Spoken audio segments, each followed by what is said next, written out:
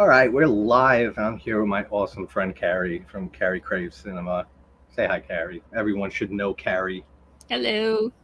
So awesome. Such an amazing friend you are. And just all the conversations we've had. Like, seriously, the channel wouldn't be here where it is without you. So thank you so much. You know I love you and everything that you do for me and the channel. So thank you, Carrie. You know I'm Seriously. here to support.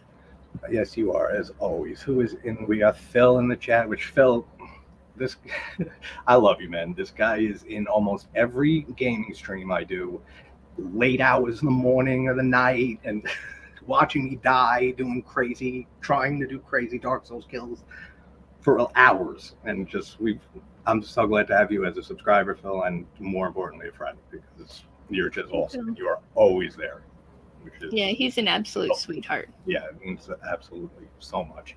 Karen from Ocean Chicks Flicks is here. And if anyone isn't subscribed to anybody else in the chat, go fucking do that because everyone's amazing in this community. Hey, Karen, hope you're feeling better because I heard that you weren't feeling very well. Oh, you weren't, Karen? I hope you're feeling better too. I saw a post where she said she wasn't feeling very well because she was going to do a watch party on Saturday. Oh, okay. I hope you're feeling better, Karen. We just met. I found her channel just a few months ago, but I feel like we gelled right away. Same with Keith from Gorefo. A few months I've known him. And we just have a lot of great opinions and fun when we stream together, for sure. So happy to have met you guys. Mr. Dan is in here. What's going on, Mr. Dan? Such a great guy, too. A huge slasher fan, same as me. So always good to have another slasher fanatic. And we got this guy no one cares about, really. And then Mike, he's not your good friend or anything, Yeah, Mike is one of my best friends that I made on here, and my channel would not be here without you. Like, single-handedly, pretty much, Mike. Like, he saw my Halloween discussion video a few months into my channel and nominated me for Horror YouTuber of the Month. I don't know why. And then just met Dave from Savage Zombie Reviews. That fucker's late. He'll be here in a few minutes. Don't worry. And Gareth from Video Tasties, Vass from Horror Lives Matter. Such amazing people, and most of them all became like my best friends on here, and they're all from Britain. So I don't know. Maybe it's my love for the Beatles.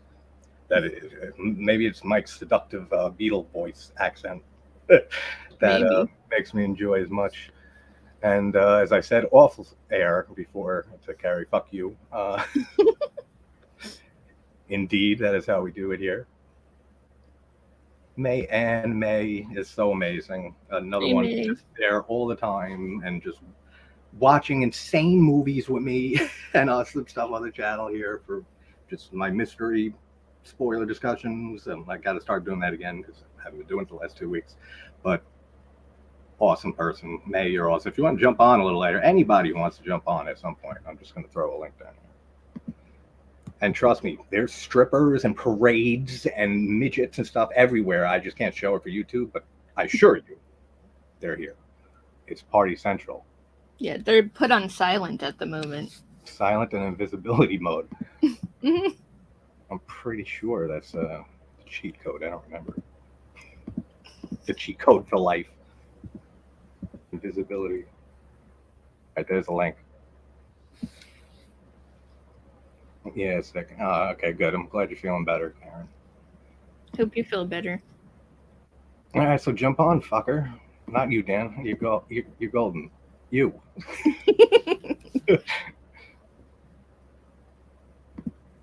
Getting ready to go out. Cool. Have a good time out. It's the holiday weekend. Yeah, have fun. All right, I will not tell anyone. Yeah, your secret is safe with us. Completely safe, nowhere, anywhere on the channel. No one has no clue what you're doing. Don't worry, man. We love you. We never go against your privacy. Not posted or anything. Nowhere on the screen. And congratulations to you on awesome channel. Plus, you're cool for you. So thank you so much, Karen. Same for you. If anyone, again, is not subscribed to Karen at Ocean Chicks Flicks, definitely go over there and do that. It's awesome channel, awesome interviews, awesome everything. She just interviewed the guy from Velocipaster, which was awesome. Oh, speaking of fucking Velocipaster, this guy who made me stuff it through Velocipaster. Hello there. Hello, you're right. my good friend, one of my best here, man. I was just saying, Dave, you're such an amazing dude, man. And we've had so many fun times on here. And I can't thank you for all your support and everything, because I wouldn't be here if it wasn't for you. Oh, mate, no, you would be, so mate. much You love. would be, but It no, wouldn't be as fun. No, it probably wouldn't be. No, No, but right? no, I appreciate that, mate. And tell me more. Tell me how awesome I am. Come on, keep He going. has some great accent. He's coming to the U.S. soon. We're gonna chill. That's I can keep going, but I won't. All right, cheers, mate. I'm off now. Bye. Thanks for that. Good compliments. That's all I needed. That's all I needed. That's all I needed for today. That's boosted my ego so much. That's why I can't keep going, because we know he's gonna clip that and he's gonna keep watching that now. Yeah, right. It's like a little short. It's like over and over again. I love those. So anyway, mate, you finally got a Nightmare on Elm Street. Both of them out. That's finally, right?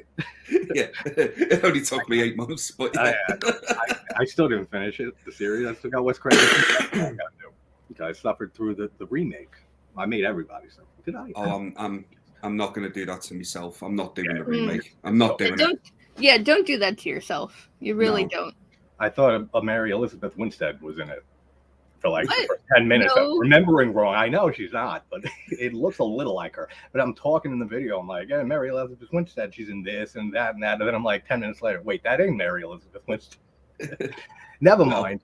I wish she was in it. Would have made it better. It would. I agree. I mean, anything could make that better. That's just a terrible remake. Isn't her name like Mara Mooney or something? Rooney? I know it's not Mary Elizabeth Winstead. I can say that with a guarantee. Rooney Marna, or I don't know what her name is. Oh, Mr. Dan. It sounds right. Hey, Dan, how you doing, man? Good. How are you? Hi, Carrie. Thanks for how you doing, mate? Savage Zombie Reviews. Hey, I just want you guys to know. I don't know if you saw that interview with Karen, but it has been confirmed. Velocipaster 2 is coming out in the fall. All right, well, Dave. That's nice. Dave, you know what we're doing. I'm glad I didn't watch the first one. Stuck me in the first one. I'm bringing you into the sequel. Are you serious? We're watching number 2.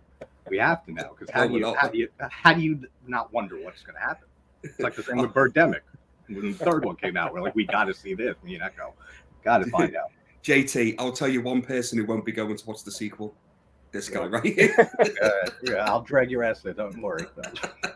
I'll figure out a way. I'll be like, yo, we're watching this movie. Put the fake thumbnail for the cover of the whatever movie. Yeah, then we bring it on and it's just Velocipaster. I don't know how I'll control your TV yet and stuff. I'll work on it. And I'm already changed to Birdemic, so. Yes, that's sweet. I dragged like 5 people into watching the double feature of that. Me and Echo. Like, let's watch the second one because we saw the first one and how terrible that is. And then after that, like the other 3 people on the panel, they never saw the first one. So we're saying, you guys ready to watch the first one? They're like, all right. And that was a long stream, man. That was terrible, actually. What a bad movie. 2 terrible movies. Mr. Dan, thank you for stopping by, man. Yeah, no problem. Great content. And like I said earlier, huge slasher fan, which is right up my alley. And funny thing is, as you saw from my comment on Knight's channel the other night, I did watch your review of My Bloody Valentine. Yeah, Valentine's. I don't even comment, greetings from Valentine's Bluffs, by the way. It's so heavy-handed the day with that. I had vague memories of the original, but like you, I did like the remake. I just watched it recently, and I really liked it. And then I saw your video, and then I started thinking about it. I was like, yeah, it's just such a shame that movie was slashed itself. Yeah. And that because with the kills in it, it would have made it a lot better. It's just at this point in my life. A freaking pickaxe. You know what I'm saying? Brilliant. Yeah, I mean, what a great kill that is. Great effects through the neck and out his eye. It's popping out. It's such a shame that they cut this movie because now at this point in my life, after seeing it and being so used to the original version, even with the new kills put in, like the old kills that were cut, it still doesn't elevate as much as it could have if it started that way. Yeah. But it is a classic. Most people love that movie. Yeah, I did enjoy it. I went back and did rewatch like Terror Train and the original Prom Night, and some of them I was like, oh yeah, I kind of remember the good parts, and the rest of it's okay. Some don't hold up as well over the years. Yeah. So like Intruder is one of my favorites. Oh, I love Intruder. Oh, that's right in here. Scott Spiegel. That's brilliant. Yeah. That's my favorite slasher kill in a slasher film with the bandsaw. That is a great kill, man.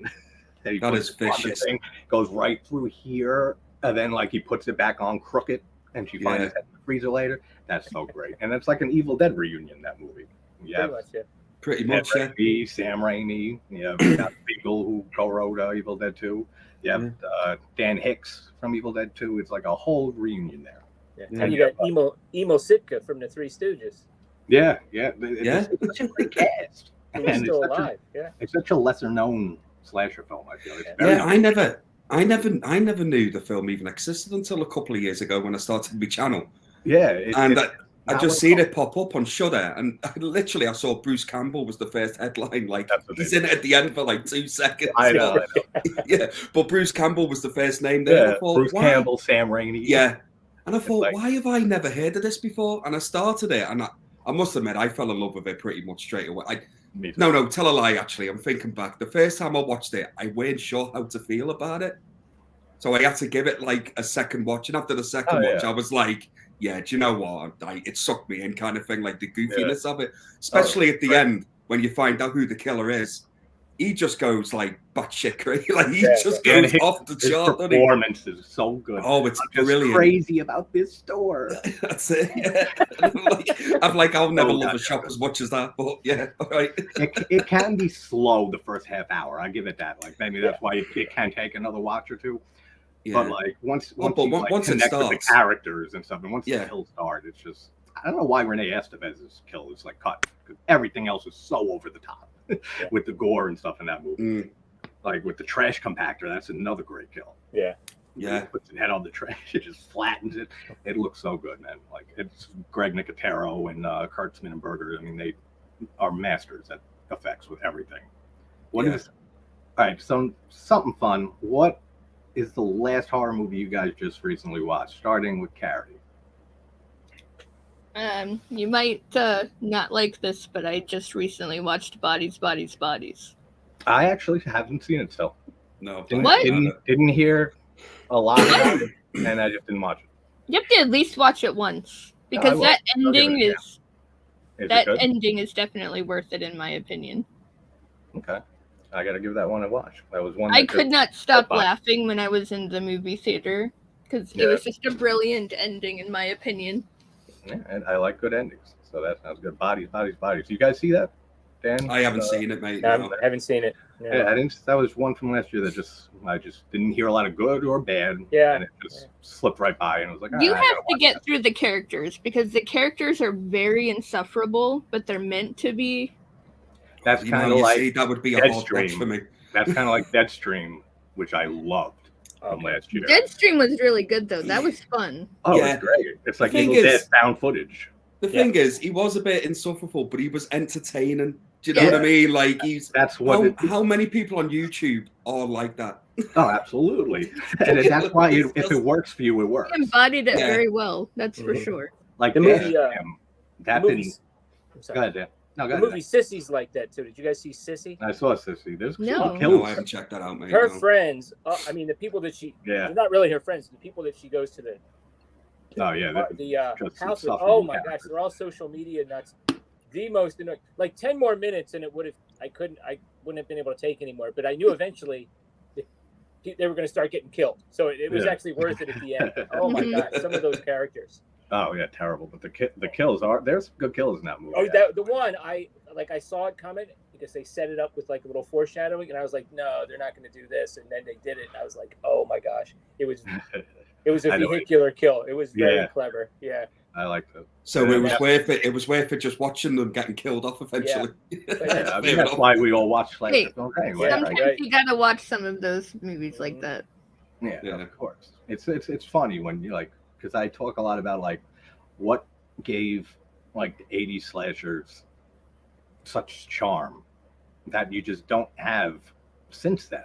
No, like I'm not going to get into screaming shit because we know how I feel about it. But we know you love it, mate.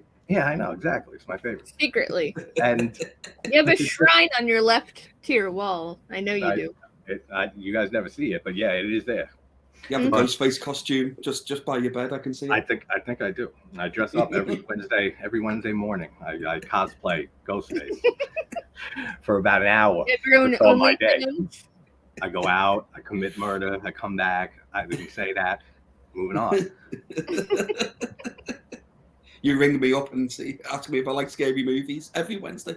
Is that now you know who's calling you? That's how you give yourself up now. Exactly. Where's this guy? Oh, come on, this guy's here. Yeah, you know you made 100 fake accounts. Love you so much, Gareth. From Video Tasties, another just amazing friend I've made on here. That channel would not be where it is without him. I remember him when we all were nominated for Horror YouTuber of the Month. Yeah, I fucking beat you. I beat you. But I remember Gareth sharing out my video for the guest from Adam Wingard, and instantly I was like, this guy's awesome because he likes the guest. Because that's one of my favorite movies of the 2010s. What a great, it's not even really horror, but just a great thriller from Wingard, which I don't think he's ever made a movie as good as that, including You're Next, which is another great one. You're Next is awesome. That's I love that movie. Yeah. It has my favorite final girl, Erin. Yeah, she's final girl. Very, very smart, very intelligent. Beating the fuck, killing all these people left and right. She just puts up a fight the entire movie. And she's proper badass. Yeah, she really is. I like the way that movie. Nobody knows about her backgroground, not even her boyfriend, really. You know what I mean? She just it surprises him. Yeah.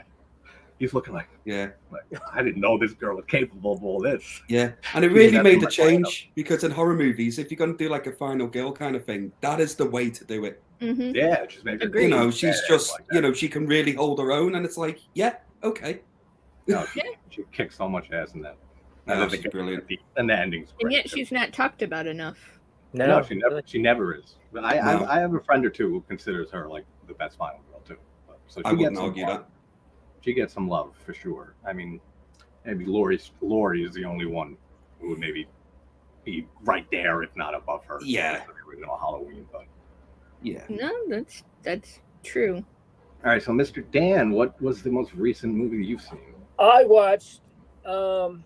I believe it's from 1941, I think, or 43. She-Wolf of London. Nice. Never seen it. Well, it's okay. I got the Wolfman Legacy set. Oh, nice. I have as you see from my logo, I love the Universal Monsters. I have like the whole set with all the classics, but I've been getting into the sequels. Jason from Horrific Nightmares JM and Joe the Horror Man have been doing like a Monster Mayhem. They've been doing a Universal review every day. I've been loving it. And that's great. Both great channels. Oh yeah, both those guys are great. They're so organized, but so because of them, I got the Invisible Man Legacy set and the Wolfman one. I slept on those Invisible Man movies. Like I remembered the first one vaguely from when I was a kid. I remember the comedy parts. That's a great movie though. Yeah, no, the first Invisible Man is great. I never got into like the sequels and stuff. Most of the sequels to the Universal Monster movies. Yeah, some of them are pretty good. Some of the Invisible Man was good. The Invisible Woman is straight comedy. Comedy. And it's even got Shemp in it from the Three Stooges. It's so different too, just cinema back then and stuff like how it would go from like a serious original like that to just a complete comedy for a sequel and stuff. Yeah, and they it's do so a thing fun. where they'll use like the same actors in like different movies but in different roles. It could throw you off a little bit, but that's I dig that a lot. Reminds me of Sorority House Massacre 2 and 3. That same cast plays different characters in the third one, the second one, and that's not talked about a lot either. Sorority House Massacre series, those are good movies, especially the second one is very good. Orville Ketchum, the serial killer. You guys haven't seen it? No, I'm guessing from the lack of reaction. No. Absolutely dead on here, mate. I'm like, no idea. I'm looking at it. I'm like, no one knows what I'm talking about. I know of them, but I haven't seen them. They're like a companion. What about Hatchet? I love Hatchet so much. I did the Hatchet series. They use the same actor in like all of them. The one guy. Yeah, Perry Chen. Mm-hmm. I love him. He's so funny, and he has. And I love how they. Hey, Memories. Thank you for stopping by, as always. I love how he plays like a different character every single one, and it's just a running gag throughout the whole series. He's like, in the second one, he's like, it's his brother he's playing, his like identical twin brother, and then in the third one, they mess with him. He's like, oh, all Asians look alike, right? That's so good. Let me guess. Does he die in every single one, as well as these different characters? Yeah. Except for the last one. But he comes great. back. It's so good. Like I've only seen the first Hatchet, the first one. I really enjoyed it, to be honest. The practical. You like the other ones? They're all the same. They're all just insane, over the top, like 80s homage slasher kills. It's so fun. You have Kane Potter, who plays Victor Crowley. Yeah, that's right. He just another icon. He got to be with Jason, and then going and doing Victor Crowley, which I say all the time. Adam Green is a genius. Not even just the Hatchet movies. I love Frozen, his first movie. Yes, that's a good one. Digging Up the Marrow, the found footage movie, is so good with Ray Wise and him. I can see that. Yeah, Ray Wise is. Watch that movie. It's found footage. It's like a mockumentary, like of Adam Green meeting Ray Wise's character, who claims that there are real monsters living underground. Oh, I gotta see this. Oh, I love mockumentaries. It's great. And he ends up, because Ray Wise is just a legend. Everyone knows how big of a Lynch fan I am. And he'll always be Leland Palmer for me, but he kills it in everything. Just seeing him in a movie ups it for me instantly. Elevates it. Yeah. He took so in RoboCop, not just him, all the henchmen. They elevated the henchmen to like a whole nother level. Yeah. Yeah. Oh, yeah. It's great when you have something like that, a character or an actor or a score, or just something that just takes a film that's already great and elevates it. Yeah, they all had their unique personalities, you know. The henchmen of RoboCop could have easily have just been one note. Yeah, like, you know what I mean? Exactly. It could have just been that's it. But you're absolutely right in what you said. So everyone they cast in them roles just seemed to give them their own kind of personality in that movie. Right. I love RoboCop. It's absolutely one of my favorite movies. I'm gonna do a video on your favorite movie soon, Dave. Because I'm gonna start doing more Carpenter. Oh, right, okay. You know it is Big Trouble in Little China. Oh, mate. When are you gonna do actual monster movies, though? I fucking did one last night. Piranha. Mutant monster. Actually, Piranha. You could argue Big Trouble in Little China is. Yeah. See? Boom. Also, Digging Up the Marrow, I did. So 2 of them. There you go. I was into weird shit the last few times. I rewatched Santa Sangre for the first time in so many years, which is a masterpiece. Guessing you guys haven't seen it? No. Not a lot of people. I've seen it. I have it. Okay. Yeah, I watched the video store I used to work at had a bootleg copy of El Topo. Okay. And they would rent it. You would have to put like a credit card deposit to rent it, even though it was just a bootleg copy, you know. Yeah, because it wasn't available then. So I watched that, and I was like, "What the hell is this movie?" And then I watched Santa Sangre. Now I didn't watch the review because I've really been meaning to rewatch that. So I want to rewatch it first. Yeah, it's worth the rewatch. Yeah, sure. I had a blast with it. Yeah. So it's just, I know Claudio Argento went to, I don't know if I keep forgetting if he went to Jodorowsky or to somebody, and they brought it to Jodorowsky to direct. But he wanted it to be like an Argento film without Argento. Right. Okay. And it makes total sense because some of the scenes in that movie, the kills are so stylish, and the whole film is so stylish, but it's so weird. What an out there movie!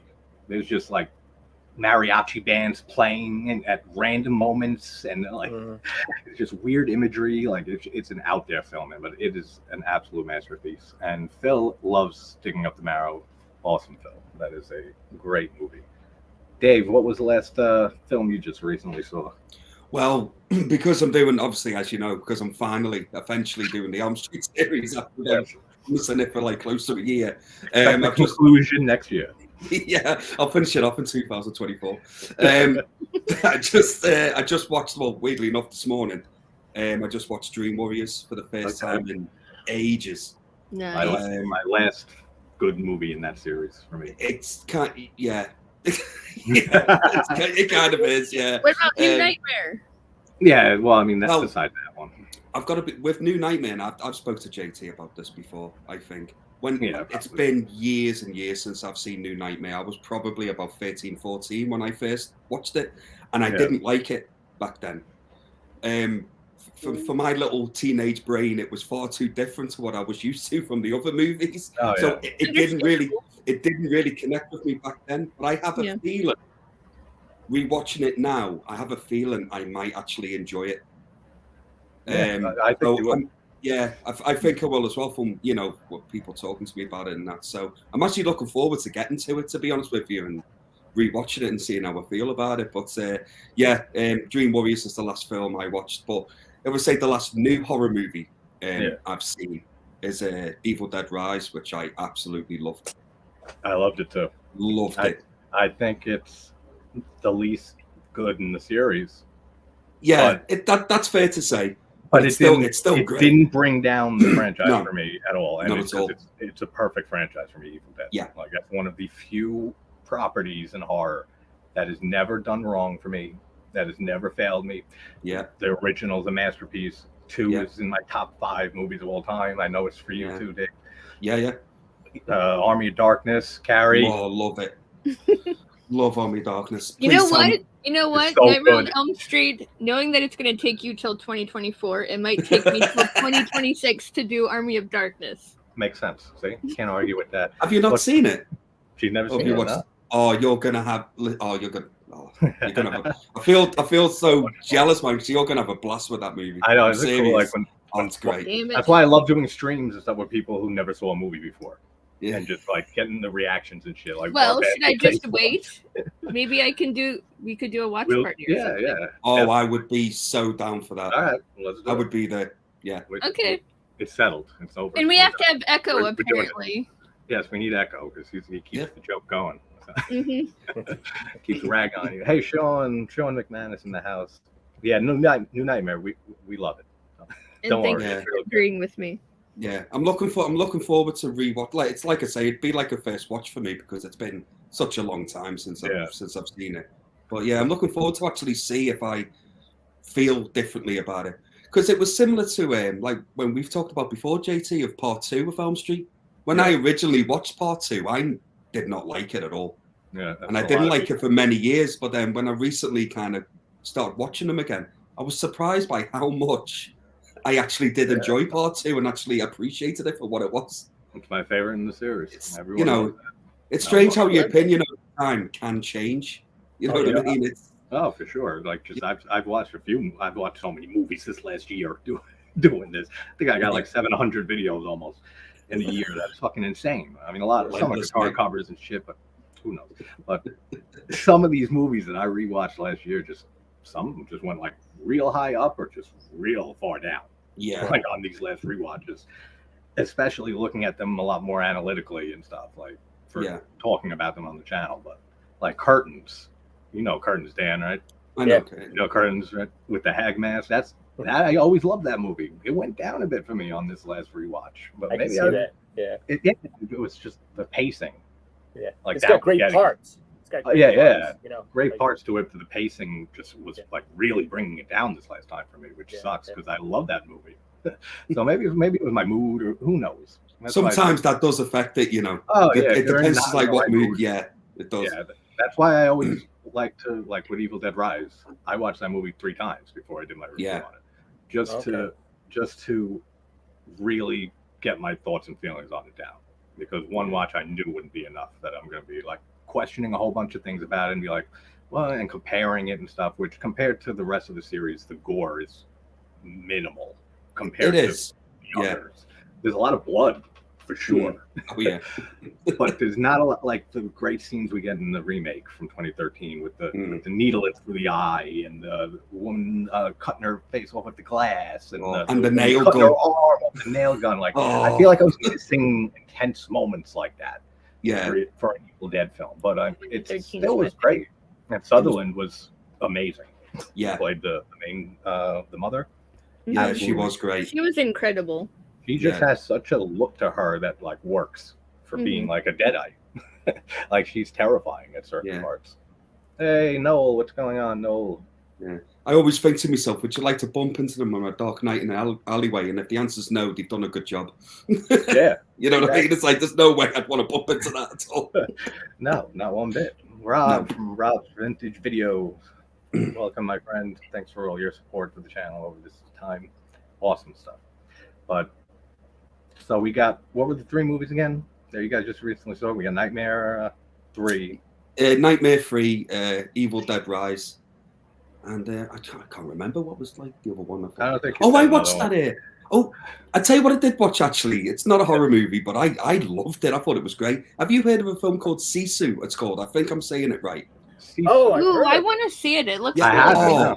It's right. I will. I'm gonna get a review out for it soon. But I'll tell you already, hands down, it's my favorite film of the year so far. It's a Finnish director, right? Yeah, it's. I got to check it out. If you go into it, it starts off like it's going to be really serious, and that's how it kind of starts off, and then it just goes so absurd, but not in a bad way whatsoever. If you just go along for the ride with it, you will have a tremendous time with it. No, I'll definitely check it out. Sounds good. The action is I just. trust your opinion. Yeah, I'll definitely. The trailer looked fantastic. Yeah, if you watch the trailer, and you'll get the gist of what to expect. I don't watch trailers. But it goes. I haven't watched trailers. Yeah, I can't. That's true. I just like going in blind. Yeah, but go into it with an open mind, and you'll have a ball with it. You really will. It's nuts. Yeah, I got a decent open mind enough to still find some enjoyment in it, I'm sure. Val, thank you so much. Survived 3 basket case movies anyway. Well, you survived them. I had a blast, as always, watching those 3 movies. And Frankenhooker, too. Frankenhooker was surprisingly okay. Yeah. I was dreading that, We still got to do Brain Damage. We do. I can't get it over here. I know, yeah, that's why we didn't do it. Money. That's weird. But have you guys seen Bad Milo? And you guys just don't have Tubi. Milo? No, we don't. Bad Milo. I think it's what it's called. Oh, I thought you said Milo because I know of an older, like from the 90s movie called Milo. No, this one's called Bad Milo. Movie, and I never saw it. When did it come out? I think it would be an entertaining movie for you guys to watch on here for sure. I've heard that before. Well, if you're pitching it, then you're coming on with us and watching it. So it'll be the second time because I went on Craven and we watched it and we had a blast with it. Doesn't the creature kind of look like the one from Brain Damage? Like, sort of? I haven't really seen Brain Damage. I have a mental picture of both. In them, but I haven't seen it. You're probably Val, right. thank you so much, Val, for congratulations for the support, for everything. You're an absolute sweetheart, and you are such an amazing person. So Val's the best. She's apparently got a top secret project coming out soon. Awesome. And I think I may be included. Oh. Here we go. It's not so secret now. I didn't say anything else. Well, that's true. So it's still secret. Mm-hmm. Just tell us when the stream's finished. JT is allergic to trailers. That is right. That's why you'll never see me in a trailer park. Because as my cheesy joke for the fucking day. I'll let you have it. Damn right you'll let me have it. It's my fucking stream. I'm going to have cheesy jokes if I want. So, I don't know what else to talk about. What's up? What's up? It's gonna be as chill as can be. Well, listen, I gotta. I'm heading down to Maryland today. Oh, nice. I'm gonna listen a little more while I get myself ready. Thanks so much, Dan, for stopping by. Yeah, no problem. Once again, congratulations. It's well earned. Thank you so much, man. Well deserved. I love the interviews, the guitar, everything, man. It's been awesome so far.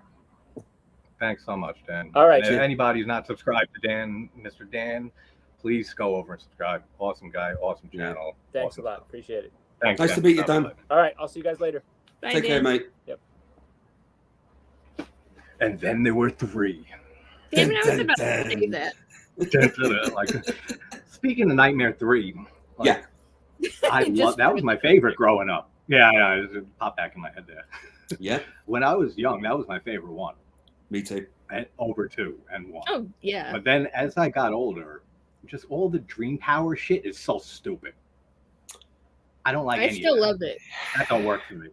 Yeah. That's where it started getting goofy before like the 4th and 5th and 6th movie. Do you know what kind of... The guy's a wizard and shit and like... It's weird, man. It's childish. It feels still a little. It's probably why it was my favorite growing up. But yeah, I think back then that it was because it kind of I'm not going to say lightened it up. Maybe that lightened it up's probably the wrong word, but it's nowhere near as dark as what the first two movies are. It isn't, you know, and it's still creepy. Don't get me wrong. I mean, you know. Oh yeah, the marionette kills. It definitely has more fantasy elements in it. Yeah, sure. Yeah, and I just feel, even though Robert Englund is still fantastic as Freddy Krueger, I mean, he is in all of them. It doesn't really matter how bad the movie is. He is always the gold star in their movies, regardless. Yeah. I used to like the fact that, you know, when I was younger, I liked kind of Freddy with the bit of personality and stuff. With rewatching him, I prefer him not really saying that much, and I know I'm probably in the minority with that. I like Freddy Krueger more being in the shadows, and you can't really. That's fine. Yeah. Instead of being a fucking waiter in the fourth movie. Yeah. That's how Wes Craven envisioned him anyway. He envisioned him as, you know, being a shadow, being like a nightmare rather than someone with an actual like personality. Yeah. I mean, you know, he talks sometimes. He says some fucking nasty shit to you, which is like, you know, that's what Freddy does. But when they started kind of like making him like a bit of a comedian, and he's like, he's in it a lot more. Yeah, you know, it just. But I still enjoyed the third one. But it's it did go down a tiny bit for me on this rewatch. Like I preferred the first two above it. But like we say, it's all downhill from here. The only one I really don't like is Dream Child. That's really terrible. The one that I don't rewatch. Like, I'll rewatch the other ones, but I won't rewatch that one. I'm gonna have to buy. Yeah, I'm gonna have to buy like 6 bottles of wine before I start. Yeah, you are. Movie, I think. Sure, you are. Get the Arbor Mist because then they're only $7 a pop. Pro tip. May says JT is the one and only person that's been watching a review for over an hour and not bored. Well, thank you, Meg, because that's a major compliment. I definitely can talk about movies, anything really. Can talk. But in saying that though, I used to have a soft spot for 4. Whether that's still the same now, I don't know. We'll find out. Or it's the one that dropped the most for me on when I covered the series. That still has love in my heart. Yeah, I mean, because I love Alice. Alice is fantastic. I love Alice. That's like one of the saving graces for me. The thing is, before I just don't like the way he easily took out the dream movies in like the first fucking 15 minutes, whereas they've just had a whole movie before and they're fucking kicking his ass. And they bring him back and they're fucking dead immediately. Yeah, straight away. It's like, my biggest issue with the franchise is I feel like they never know how to kill Freddy off in every movie. Not a single one is good. The whole I take back all my power I gave you, and he's gone. It's like, come the fuck on. The thing is though, like, here's the thing: didn't someone just go? Listen, we keep bringing him back. We're making sequels. Let's not kill him off at the end of every fucking. He survives it. Just keep him alive. Why can't he just go poof? Yeah, so much easier. That's it. But every one, they have to bury him in holy ground, and there's a skeleton in the third one, and the second one too. The power of love, fucking. Yeah, well, yeah. Did the dog pee on his bones or something? Yeah, is it the third one or the fourth one? One of those. Yeah, and then it's which one is all the souls of the children all start coming out and like grabbing them and like which one is that the end of 4? That's it's 4. Isn't that Dream Master? I think it's 4. I think it is. Yeah. Yeah. That's a cool effect of the one when he has the souls on his chest and stuff. Yeah, like that was really cool. That's a cool practical effect. I like the faces and the meatballs. Yeah, I can't watch that part. That part like grosses me out. That's what I mean, though. It's hilarious. Him being a waiter and saying stupid shit is just why it's stupid, and I just can't take it seriously, and I don't like it. Feeding time. I mean, Welcome to Prime Time, bitch, pushed it in 3 a bit, but it's an iconic line. Then after that, it's just like it's one of the lines in part 2 I loved, and I forgot about it, and I pissed myself laughing when he said it. It's when like the kid at the party's going up to him, and he's like, "It's okay, it's all right, you're right." And he goes, "We can help you," and he just goes, "Help yourself, fucker," and just launches him. I was like, I just started laughing, and I'm like, I'm pretty sure I'm not supposed to be laughing this hard at it, but it just nailed me. So Video Tasties has terrible opinions, and apparently, yeah, no one agrees. Other shit he says, and then no one says yes, it is. So indeed, Gareth, everyone go fight Gareth right now. And, I might have to because X and Pearl are freaking masterpieces. I haven't seen Pearl yet. I've seen X. I haven't checked out Pearl yet. Pearl But I loved X. I really, really want to watch Pearl first and then X. I've never done that yet. And I I'm haven't kind either, of... actually. I'm going to do that too. Do you know I'm what? intrigued. It's probably the best way to do it. Mhm. I would imagine. I haven't seen Pearl yet, but Pearl's set. It's a prequel, isn't it? I know that much. It's a prequel, yeah. When I saw them, I watched them back to back. I watched X and then Pearl. And maybe that's what, maybe it just elevated each other for me, watching them back to back, because that worked so well for me. Like the double feature of that, and made me love both of them so much more than maybe if I saw them like separated by 8 months, 9 months, whenever they came out, apart from each other. Right there is why Sean's awesome, because he has amazing opinions. I said it in my video. I said all the time, she should have got a fucking award for her performance. For that dialogue at the end alone. Oh my god. Just her monologue for 7 minutes is unbelievable. Like, that is one of the best monologues I've seen in a movie since Ellen Burstyn with Sarah Goldfarb in Requiem for a Dream, with her monologue in that made the cameraman cry when they filmed that. Fucking that since then, and she was robbed of that too, Ellen Burstyn. Julia Roberts beat her like for some stupid movie, Crime, and same with Mia Goth. She absolutely deserves some type of recognition.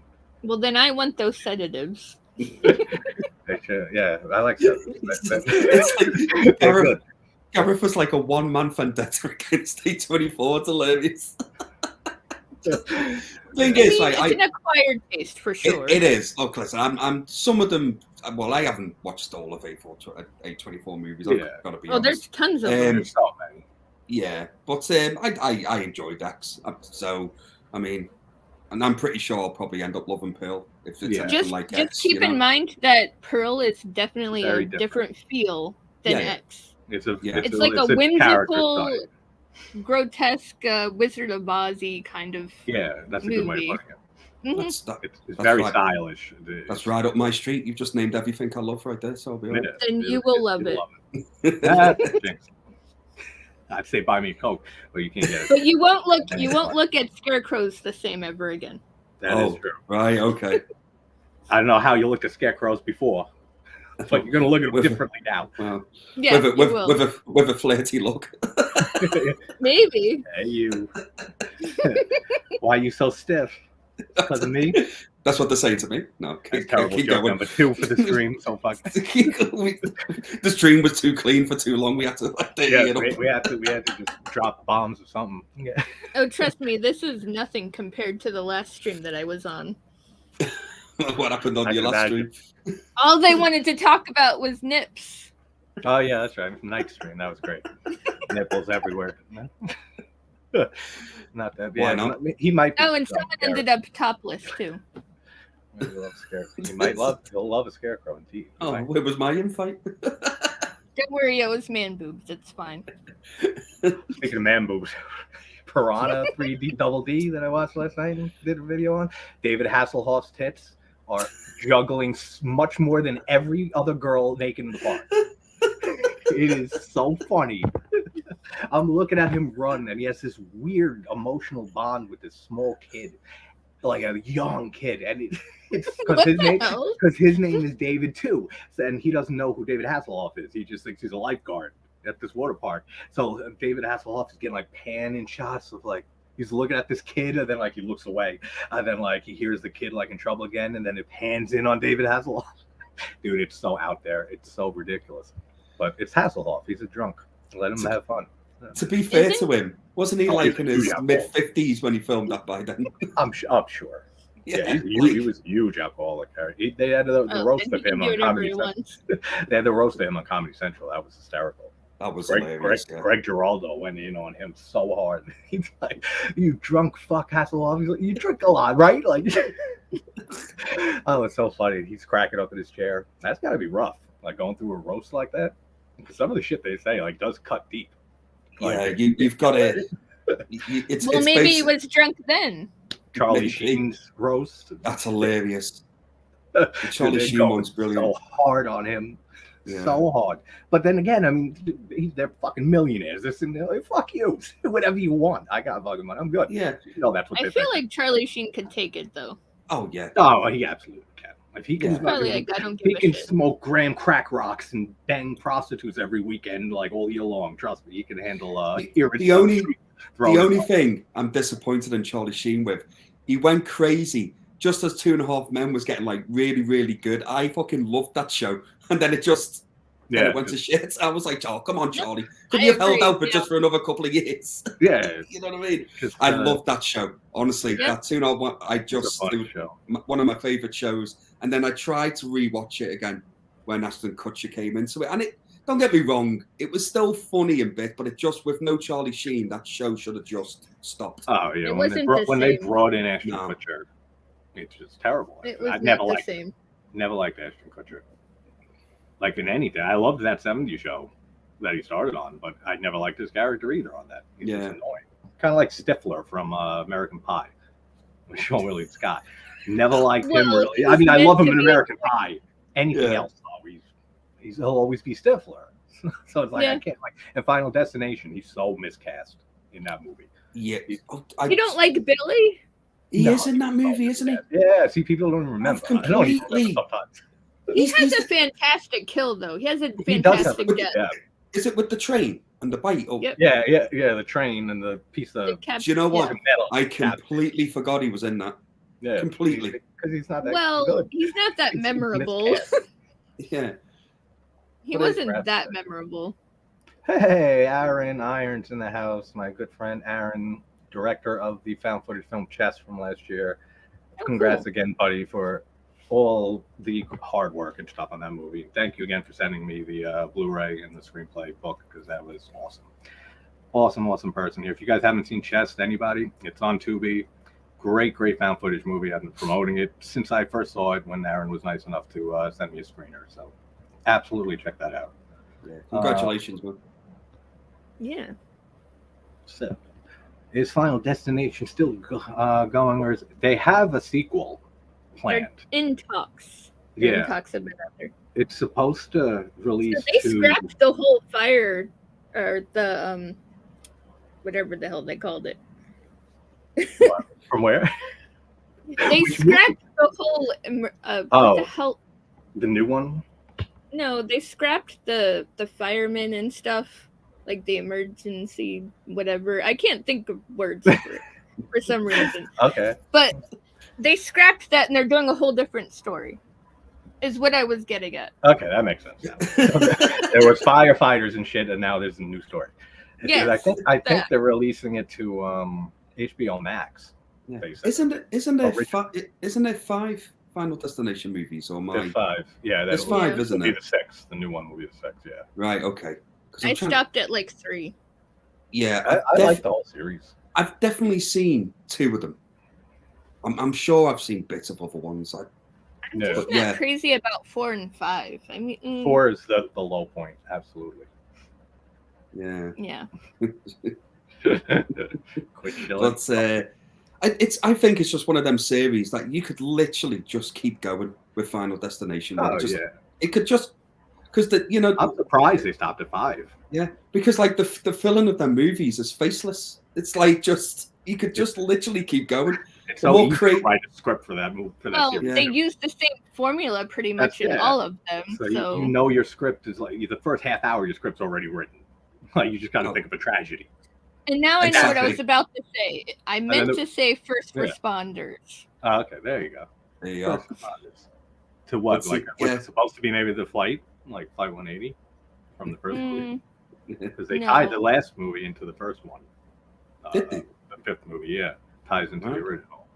So I'm curious to see where they go with this. I heard the director say that it's going to be different, from the previous 5, like a different formula, like a story and shit. I don't know what they're going to do, but hopefully it's good, because I do like that series a lot.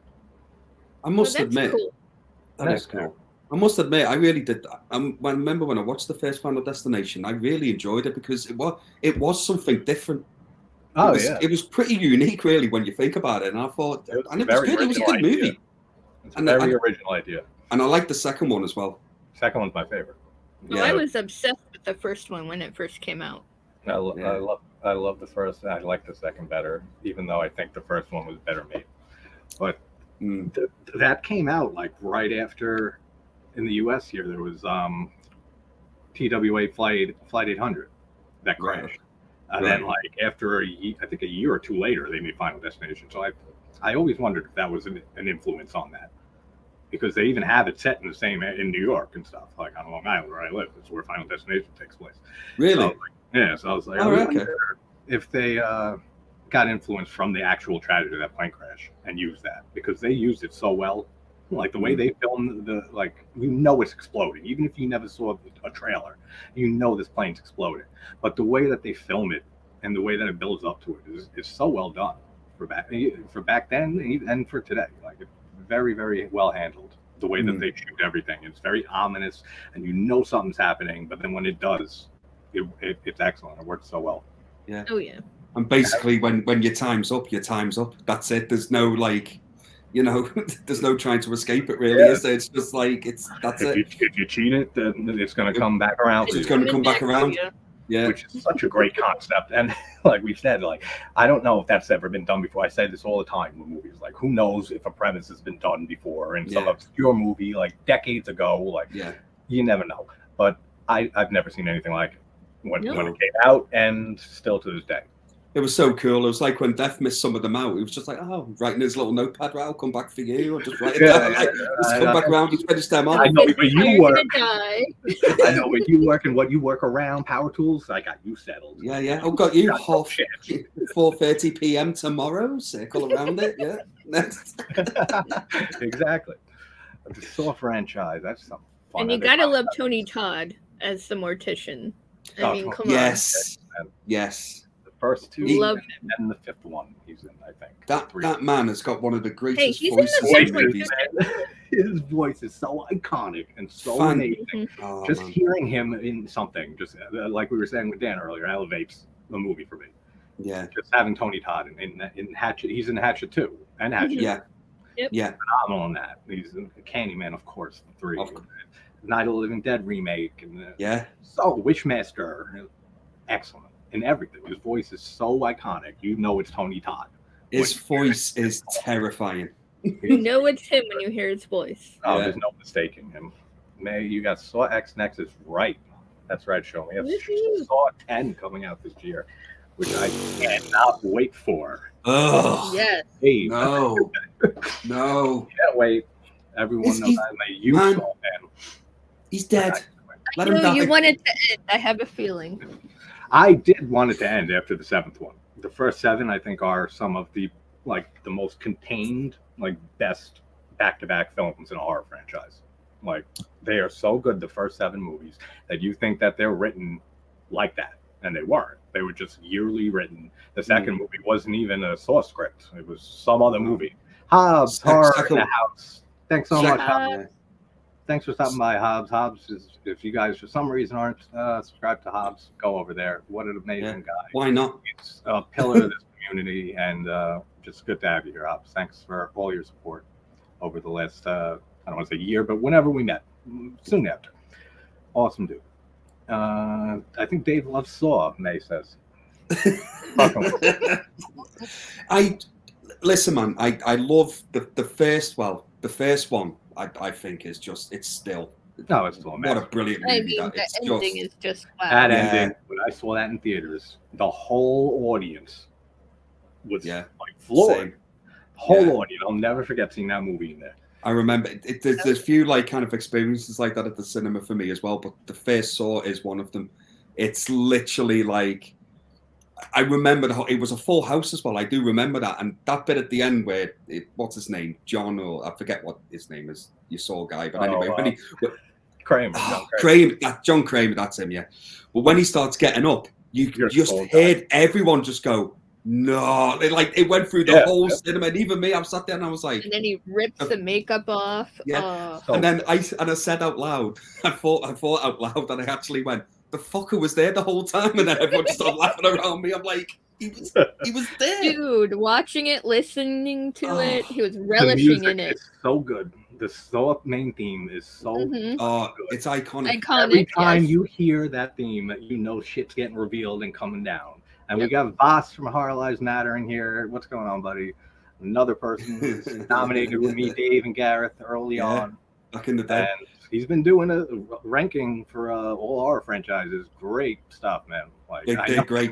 Me and Voss have very conflicting opinions on certain horror movies, but that's what I love about it, is that we get to discuss it. That's what I love about doing this channel in general. It's just that's why I started it. To be able to just talk and discuss our passion for horror movies and just share it with whoever wants to listen. If you don't want to listen, fuck off. There's a million other channels.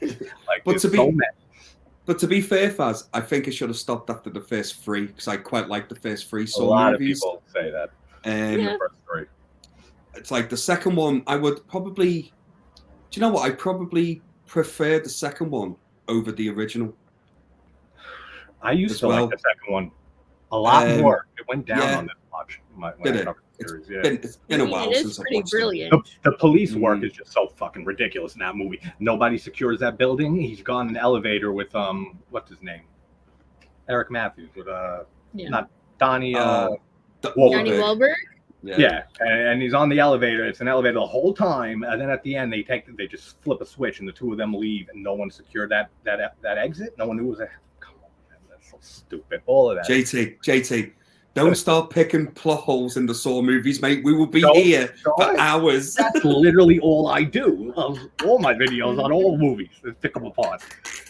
But even though you can with them, like just enjoy them. That's what they're there for. But I do like the second one. But I enjoy it. But the third one, I think the third one doesn't get enough credit sometimes. The third one is really the third decent. one is where a lot of people stopped after that because that's where they killed. Well, I watched Saw 4 just to see how they could keep going. To be honest, and after 4, I kind of. Well, it takes place at the same time as the third one, the fourth one. And that was a cool reveal too. But then after the fourth one finished, I sat there and I kind of went, I'm good now. That was it for me. I was like, I'm good. I don't need to watch anymore. And I haven't. It's a very consistent franchise, consistently crap. Ouch. The first 7 are just some of the continuity that they pay attention to. And that's a big thing for me, continuity, and then just in sequels, especially if they recast a character, it always doesn't sit well with me. Like, I'll get past it. Same with like Danielle Harris, who I adore in Hatchet 2, who took over from Mary Beth from the first movie. I like the first Mary Beth, but in the Saw franchise, they pay attention to the details and continuity stuff that's like not seen anywhere else. Like, they would bring back actors for a 5-second shot to play their own dead bodies from 3 movies ago. Like, that's dedication. Like, it is to call some actor up and be like, yeah, we need you to play a corpse for 5 seconds. And I'll tell you what, that's a great paycheck for them as well, isn't it? It's like, I'll do that. I'll lay on the floor as long as you want. Just pay me. But the detail that they pay attention to, that's what I love about it. And especially that they weren't written as a whole story. The way that they were able to wrap it all together is great. After the 7th one, Spiral's not that good. Jigsaw's I'm not impressed with the newer ones, to be honest. No, if it was just the first 7, and I think a lot of the reason people stop watching after the 3rd one is because of Mark Hoffman. If Hoffman's character doesn't work for people, they are not going to like the 4th through 7th movies. I think, to be honest with you, mate, that's probably something that happened with me. I just once you had like Kramer, what's his name? It's not his name, I don't know. Jigsaw. But anyway, Jigsaw. Do you know what? We'll just call him Jigsaw. Don't know why I was trying to call him by his real name, but there you are. You're being polite. John Kramer, Jigsaw. We know what you're talking about. Mate, it's the British in me. I can't help it. Mr. Kramer. Yeah, but Mr. Kramer. But once he was dead, I just thought, what's the A lot of people were mad when he died because they felt like he died way too early. No, for sure. But he did. That was the thing. He did. And then you try to have this Detective Hoffman now trying to take it over, and he wearing a patch on friggin' Tobin Bell, like, you know what I mean? Not a patch. Oh, he's great. I don't mind Hoffman though. I love Hoffman's character. Love it. Like, I forget who played. And I love the back and forth with him and Amanda. Yeah, I love all of that. All of Hoffman's character, but he's a total dirtbag. He is. And if you don't like his character, that's He's the big avenging his reason I sister. know. Yeah, there's a lot of people I know that don't like past the third movie because of his character. It makes sense. Jigsaw though he likes. Voss like Jigsaw. Jigsaw's not bad. It's a good. Is that the one that came out about like 5-6 years ago? Yeah, 20. It was early okay. 2010s or something like that. Yeah, it's all right. It's not bad at all. Yeah. So this new one coming out. That's all right, you Brit. The one coming out. The new one coming out this year. So is this supposed to be like a reboot, or is it like an actual sequel to all the others? Yeah, sequel that they're bringing back. Aren't somehow. they retconning? I don't know. They're bringing back Amanda somehow. She's dead as shit. She fucking died in the third one, didn't she? Yeah, she's like long dead. Her her remains are skeletons probably at this point. But somehow she's coming back, and Jigsaw are coming back. Right. So they have to be retconning, like up to like maybe I 2. guess, probably. But then you wouldn't. But then you would just. They would do like what? Yeah. If they were doing all that, they wouldn't call it Saw X. What they do, just call it Saw again. Yeah, if they were like, if it was a big, huge overhaul of the series or something. Yeah. I think this is just going to be another continuation. It's by the same director as the 6th and 7th movie, so I'm hoping it goes back to that feel, because the first 7 movies has that green filter on it. Right. Like everything's very greenish, like for the color palette. And then after the 7th one, it's another reason why like Jigsaw and Spiral don't fit in for me, because the feel and look is totally different. But the director who did 6 and 7 is doing 10, so I'm hoping we get that same filter back, because then it'll make it at least fit better for me. Maybe like a prequel. That's one thing that they could have done so many times over, and I wonder why they never did. Is a prequel to the Saw, and like tell. They kind of do. I mean, they go back in flashbacks and show him when he tried killing himself after he found out he had cancer and all that stuff like that. So I guess they kind of explored it. It's not really. I'll have to see. When they drop a trailer to it, I'll have to check it out and look at it and just see what. I don't even know if there's a trailer out yet. Is there? No, there's nothing yet. I don't think so. That's what I thought, because I don't watch them. That's probably one of my biggest of the year that I'm looking forward to. Evil Dead Rise was great. Yeah. And it was. I don't know when Maxine is supposed to come out. It's in pre-production. So they just finished wrapping. They just finished wrapping. Finished wrapping? Oh, all right. So maybe we'll get it by the end of the year. Maybe. I would probably say early next year. Yeah. I'd be happy with January of next year, to be honest. Yeah. Actually, give us a good movie in January for a change. We got Megan this year, which is I had a very differing opinions on it when I first watched it versus when I rewatched it before I had Amy on, who played Megan. Yeah, I didn't like where it went the second half. I was like, this is so stupid. And then I rewatched it again, and just knowing what to expect and like the tone of it and everything. Because again, I don't watch trailers. I had no idea what to expect, like the tone of it. Yeah. And it was just a lot of comedy in there, and I was like, this is fucking getting dumb here at the end. And then I rewatched it, and it worked so much better for me. Yeah. It's still not like that. Is it? I'll tell you what, it's an interesting question for you guys. And it'll be interesting to get your answer. What film this year, like new movie that's come out this year, have you really enjoyed, but like everyone else just seems to hate it? you actually enjoy it? I don't know about people hating it, but I don't hear love for it like it should. Is Brandon Cronenberg's Infinity Pool. Right. From this year was fantastic. That looks weird. I need to check that out. But I watched that trailer today and I was like, what the fuck? It's great. It's strange. It's great. Yeah. Mia Goth is in it and she destroys as usual. Yeah. Great. Like probably my top 3 movies of the year so far. Infinity Pool was fantastic. And I got to watch Brandon Cronenberg's 2 films. I think it's 2 that he had before. I saw his first one when it came out. Never saw the second one. But this is after seeing Infinity Pool, that makes me want to go back and watch his first 2 again. Yeah. What about you, Kerry? Do you have one?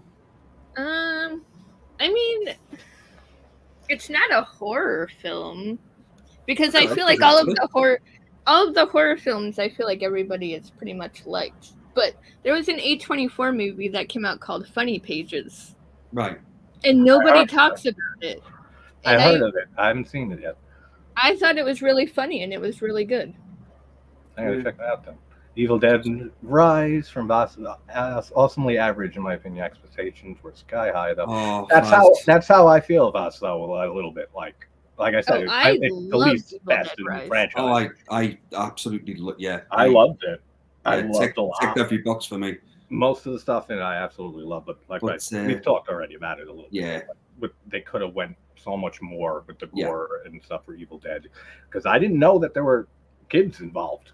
I went in blind, and I'm going and I'm looking and I'm waiting like 45 minutes, and I'm like, please tell me that that all three of these kids don't have plot armor, and that there's gonna be like crazy shit going on, because like the young girl is surviving. So I can't worry about that. So there's just this two sisters. So I was like, please, like, go there. Like, fuck these kids up. That's what I'm thinking while I'm sitting there watching them. I'm like, please possess these fucking kids. Like, they're like close to of age, right? They're like 16, 18, something like that. One drives. Old enough to kill anyway. And they did. And that was great. So I was like, all right, that saved it for me. But they could have, even the ending, which I won't spoil, of course, but could have been so much better, like the Evil Dead from 2013. I feel like with Evil Dead Rise as well, just to stay on that for a little bit, I feel like the beginning of that movie was a studio note. Like, you could take the opening of that movie straight off and it doesn't matter. The film just... Listen, man, I'm not saying it as a bad thing, but when I was watching it, it's like, I bet you this was a studio note. Like, they were saying, we have to have like a cabin by a lake in the woods at somewhere in this movie kind of thing, you know? That's true. Yeah. I do, honestly, I do. And it works, but I also thought you could have took that opening off, and it doesn't make any difference, man. You just... It ties into the end. The end that it ties. Yeah, it ties into the end. But then you didn't really need her coming in at the end either. Do you know what I mean? It didn't. That's just, I guess, because they're saying that they want to make more movies more frequently. I hope they do. Fucking years apart for the Evil Dead. Yeah. So maybe they already have something, and because they set it up pretty heavily for the ending and stuff. Yeah. Oh, definitely. So, I hope they do, and I kind of want them to kind of connect as well. Like, the book is the same book throughout them all, if you know what I mean. It kind of has some kind of connection with them all. Well, that's one thing that with Evil Dead, that the continuity is terrible throughout all of it, but it don't matter to me. That's like one of the franchises that doesn't matter. It doesn't bother me. And I must admit, it's never going to happen. It's never going to happen, but I would love to see Bruce Campbell just come back for just one more ride as Ash. He was kind of in Evil Dead Rise, by the way. I knew I heard it. He's a voice on the tape. He's the voice on the tape, yeah. I knew it. I knew I heard that. Was him. I said that in the review. I was like, I heard Bruce Campbell. And I heard the Ash vs. Evil Dead, like the very beginning, very short for like a jump scare. Yeah. And it went, and it was like a jump scare there. I said, that's the Ash vs. Evil Dead theme. There was a lot of great homages in it, especially the Evil Dead 2 one. I would just love to see him come back in these kind of movies. I just, but it's beating himself up so much in his career, man. Like, he should win an award for the most pain endured by a horror actor. Absolutely. What Sam Raimi, his best friend, puts him through. What Sam Raimi put him through on the set of Evil Dead 2 is nothing short of evil. It is, and it's just so great because you know their friendship and you know how much they love each other. And you know, sometimes Raimi was getting him to do stuff, but he wasn't even filming it. Or he'd film it and not use it. And he's like, I break these plates over your head 10 times. And he does it like, all right, 2 more takes. And then uses like 2 seconds of one clip. And he's just making his friend beat himself up constantly. Or it's like, we forgot to roll. He's just like go again. It's like, and you could see it. You could see it come through in the movies. Like, you could see just the charm from their friendship come through in Bruce's performance and just the directing. Yeah, I agree. That's just another thing that was missing from Rise for me, and from the remake. It's just Bruce's presence. Yeah, it's so hard. I'm okay without his presence, to be honest. I mean, I love the remake.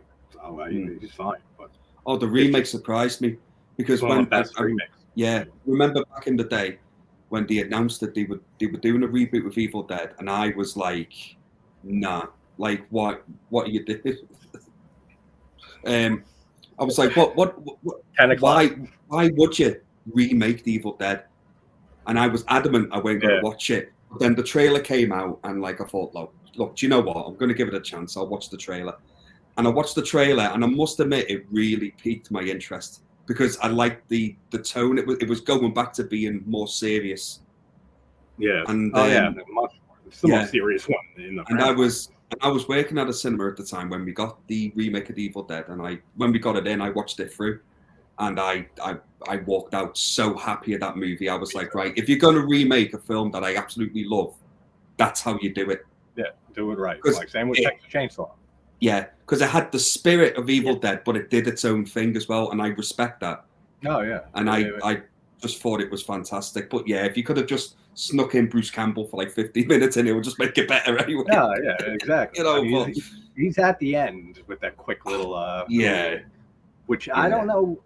My friend Jason at Sinister Cinema Reviews always looks at that as it's Bruce Campbell. But I always look at it as just Ash. That is Ash Williams. I look at it as just Bruce Campbell saying "groovy" at the end. I think it's just a nod to fans of. That's what I think it is. I don't know if it ties it to the same universe as the first three. I think there was a lot of there was a lot of like rumors that they were going to try and tie it in with the original trilogy at some point. But then they scrapped it because then obviously Bruce Campbell went off to do Ash vs. Evil Dead, the series, and then that kind of. Such a shame what happened to that. Oh, mate, I'm heartbroken. I'm so sad still to this day about Ash vs. Evil Dead. I know. I absolutely know. Especially the end of season 3. I would love to have seen where they would have gone in season 4 with that. Yeah. What a great show, man. And just because, I mean, I guess I can't say shit because I torrented that stuff, but that's what happened and why I got canceled because people were torrenting and fucking illegally downloading it and they weren't getting the money, which sucks. But that's how I watched it. I want another sin. I know, that's what I'm saying. Me too. So I can't say shit. I'm guilty of sin. But I think we had at the time. All those other fuckers who did it, blame them. Because that's why we lost it. Because I don't think we had stars over here at the time. I don't. So we in the UK, I think we had to find some way to. I wouldn't be surprised if you didn't have it. You don't have Tubi still, so I would not be surprised if you don't have stars. Showing fan, the commentaries are funny. I think Evil Dead. They don't let you guys have anything, do they? No, they don't. no, they take everything good away from us. There's so much great. Like I don't. It depends on the movie. Of like stuff that I'll look into behind the scenes and like special features and stuff, but Evil Dead's always been one of them. Like I've watched so many documentaries and behind the scenes making ofs and stuff of the Evil Dead franchise. Plus, Bruce Campbell is just so entertaining just to listen to. Like just when everything. He's in Bubba Hotep by Don Coscarelli. I love that movie, man. Phantasm fucking creator. That's such a great movie, and he kills it in that too. And the Maniac Cop and everything with him. I think it's hilarious that you guys are gushing over Bruce Campbell, but there's something about him that just like annoys me. Oh, really? Because he's an arrogant fuck. Yeah, he is. That's why I love him. Yeah, exactly. That's why I love might be why he annoys me. And I like how. I don't know if I like it, but it's interesting how in the first movie, like he could just be anybody. Yeah. We got somebody else here. The thing is with Bruce Campbell for me is like when you talk like celebrities and stuff. What's up, Keith? Hey up, man. Agoraphobe in the house. We got Keith from Agoraphobe. If anyone's not subscribed to him, please do that because absolutely, awesome channel. Thanks for joining, Keith. Hey, how's it going, everybody? Really good, mate. How are you keeping, man? Pretty good, man. I guess first time I've been on with you, man. It is, mate. Yeah, it's good. Yeah, nice to finally meet you. See? I've never bringing the world together. I have been on the stream with you. Never mind. Yeah, we crossed paths like ships in the night at times. Yeah. Thanks for stopping by, man. It means a lot.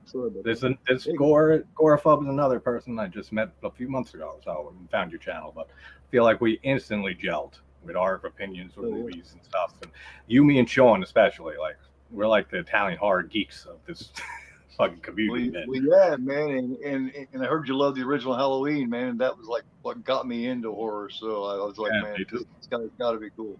6 years old on Halloween is when I saw Halloween for the first time. It changed my life forever. Yeah, it come on HBO back when HBO was still relatively new back in 1979. That's when I was 6, and that's when I first seen it. It started like in September, October of that year because they played at the theater the year before. and it came on there, man, and I was never the same after that. The neighbors were complaining about me hiding behind bushes and watching them and acting like Michael Myers and shit. I do the same shit when I was a kid. I had the mask. We gotta have a talk with you about your son, man. You know, the neighbors ring the police saying there's a fucking little creepy kid in this neighborhood just keeps hiding in bushes. I think he's just watched the new Halloween movie. It's like, yeah, we got to round him up. We got 50 already. I would say they had a real Michael Myers mask, man. I'd have been losing it then. I'd been walking around breathing it heavy and shit. Yeah, it sounds so similar to me. Same Brilliant, man. It's just it's my third favorite film of all time. Like Halloween. The Thing beat it out, and I saw The Thing years after. Like 6 for Halloween. I didn't see The Thing till 13, but that just blew me away, and nothing will top it for me. Like Dave, you were saying with Evil Dead, like when they decided to remake it, if they announced that they're remaking The Thing, I don't know how I'd feel about that. Like, even how great it might come out, I don't know how I feel about it. I felt that way with the prequel, and I actually really enjoyed it, except for the CGI. I believe the prequel was actually decent from what I've heard. It is. And Mary Elizabeth Winstead, that she's in that one for sure. Yeah, she is in that. Not that. Are you sure? Yes, she's definitely it. But the CGI is the problem. They did all practical effects for that whole movie, and they took so much care with making the Norwegian camp and stuff, like the axe in the wall later on and stuff, and to link it to the first one. But then the studios put CGI all over it, and it doesn't look good. Like, you can't have a movie, The Thing, with it's that CGI. last scene, man. Yeah, where the combination of the Thing, you know, where you got that boss, you know, the boss guy and all that. That's the one that doesn't look good. Is that? Yeah, it's just, it takes you right out of it. And for a movie, a prequel to a film that's cited so many times by so many people, including myself, as the greatest practical effects book to film, to have it get touched with CGI like that it's a shame.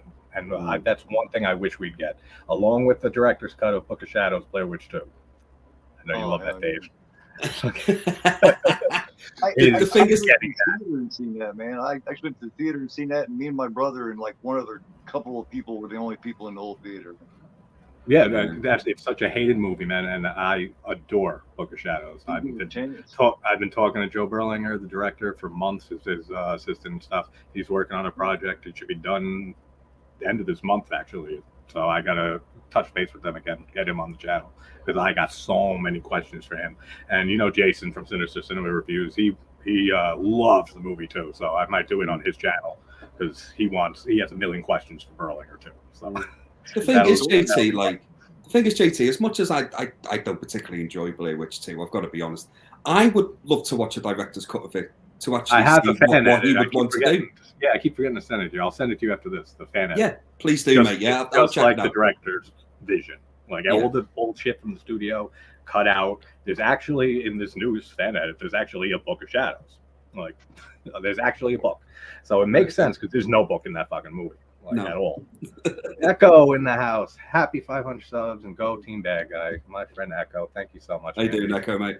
Another just amazing friend in person that we've had so many fun streams. Echo, you want to hop on? If you do, if anyone wants to hop on here. Yeah, I did a wrestling stream with him the other night, man. I know he loves wrestling. I know you like it. I saw that. Yeah, the Goramania. No, WrestleGoria. WrestleGoria, that was it. Yeah. WrestleGoria, amazing. That was a cool title. That was a cool title, for sure.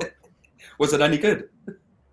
Yeah, we basically just talked about Superstar Billy Graham and just some basic stuff, and basic shit about CM Punk, just shit like that. And, watched a couple of matches off Peacock, shit like that. Right. Okay. Sound, man. And Now It's Dark. Jim from Now It's Dark is here. Thanks so much, Jim. Thanks again for that push to 500 the first time. It's the third time we hit 500 subs now in the last week. I saw that. YouTube keeps draining that shit away for some reason. It's so harsh, isn't it? I know, right? It was like 500. It was like 497. Like next morning 501, and it was like 499. It was 503, and it was fucking 499. I'm like, oh, just do it already. Just stick. Just finally just be done with it. Awesome, Jim. Thanks so much for that. Good boy. This is a Turbine. This is a Sean Penn, 1983. He made this right after he made a Fast Times at Ridgemont High. Right. That cover looks familiar. It's basically about like a maximum security boys' school. He gets some trouble and it ends up in there. It's got a very young Clancy Brown in it. Right. Nice. Clancy Brown's fucking phenomenal. Everything. I love him. Yeah, this is a Turbine Media book that it's got like 4 different covers. It's just one of them. It showed up the other day finally. Oh, nice. But watch this. Nice catch. 1983. Yeah. But I'm with you. One Jack say, JT, the cover looks like I've seen that cover before. Yeah. It looks definitely familiar. So I probably maybe just seen the cover somewhere. Yeah, but I haven't seen the movie, no. But worth checking out. Yeah, Deep Red. Definitely good show. Yeah, Sean loves Deep Red, which we all do for the most who've seen it. Which Dave, you have seen a lot of Argento, and not really, right? I'm not. I'll be honest with you, mate. We've spoke about this before. I'm sure we have, but I'm not very familiar with Italian horror. But I'm definitely up for to give them a go and start watching them. Absolutely. Oh, Echo in the house. I'm doing opera tomorrow Bad night. guy in the house. Bad guy here. Team bad guy. What is up, Echo? Hey, what's going on? Not much, man. How's everybody doing? Doing good. Hello. Thank All you good, for my stopping friend. by, friend.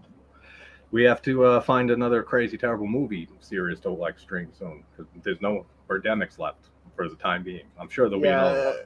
And they're supposed to be making part 4. I think I'm okay with waiting. You could see that shit go in 10 years, like with 10 entries and stuff. Hey, we could always do The Room. Tommy Wiseau's The Room. Yeah, that's a good idea. That's a great idea. Actually, let's do it. Echo, it's set. We're doing it. I'd rather do the Tommy Fanatic. Wiseau. It's so bad. What a great Yeah. movie. Terrible. Don't ask me, guys, because whatever day it is, I will be busy. Just saying. No, It's I like did not hit I want to book a I- hotel room. Yeah, yeah, we're all booked. So I didn't even hit it yet. Yeah, it's a. I did not hit her. No, I did not hit her. Oh, hi, Mark. Oh, hi, Mark. I mean, the movie where they dress up in tuxedos to play football. Yeah, I mean, Yeah, who dresses up in tuxedos to play a sport? Dan? and I'm not being honest with you. Some of the worst sex scenes you've ever seen put to film is in that movie. You're tearing me apart, Lisa. Hey, he has a Twitch channel. And he airs some of his shorts. Oh my gosh! You see that? Yeah, he's got this really bad blonde wig where he's trying to act like he's like in his 20s or something. He's what 50 some odd years old. He's like he's all like blonde wig, like I'm so cool, I got blonde hair. I gotta see this. That's hilarious. Fucking crazy Tommy Wiseau. What a terrible movie. And that's another one, like Troll 2, that just got launched into the stratosphere with how bad it is. Yeah, I guess Mayanne wants to do Amazing Bulk. Amazing Bulk. Oh, yeah, that's another one we still haven't, you talk about, Father. But we have to suffer through that one. You must know my pain. Yeah, exactly. We're feeling it. If we're going to watch it, you're coming. You should definitely watch The Fanatic. The Phonetic. I never heard of that, actually. Limp Bizkit actually directed that film. Really? Oh, That's probably why I never heard of it. Oh, Fred I like did them do that. when they came that's out. the. But John Travolta's in it. I was just going to say that's the film with John Travolta in as it's Doesn't save a movie. It's so bad. It's And Devin Sawa. Oh, Devin Sawa, is it? that film. Is that when did is that come awful. Probably about 3-4 years ago. out? Yeah, it's been a little bit. It got panned and stuff, got trashed. Oh, it's so bad. That's It's because so he bad. wanted Now people I'm to intrigued. think that it was a horror movie, but it's not. Well, I don't- bad comparison, but like Takashi Miike's Audition. Dude, you watch that movie for the first time, it feels like a fucking comedy Yeah. until you get about halfway through that, and the bitch goes Changes crazy. your life, Yeah. Yeah. Yeah, But- but there's at thing least is, 4 that's a good elements in movie. it. No, and that's why I said bad example. Bad comparison. Yeah. That's a great movie. But John That one, when Travolta you in talk this about- movie, I don't know, like the choices he makes in this movie are just someone should have just gone in his ear and just gone, no, stop, like rethink this character, like completely just dial it down a bit because oh my god, he's awful. They should have had You may someone tell come him no, come stop. for me, but it's actually like a guilty pleasure of mine because I find completely it understand hilarious. it. Yeah, Yeah, I get it. I find it hilarious. There's I a really lot of do. movies that are terrible, and I know are terrible, and I love Like, It's a like lot of those 80s slashers are films, like that. man. Yeah. It seems like one person on that crew, at least one person on that crew, would have been like, "What the hell are we doing?"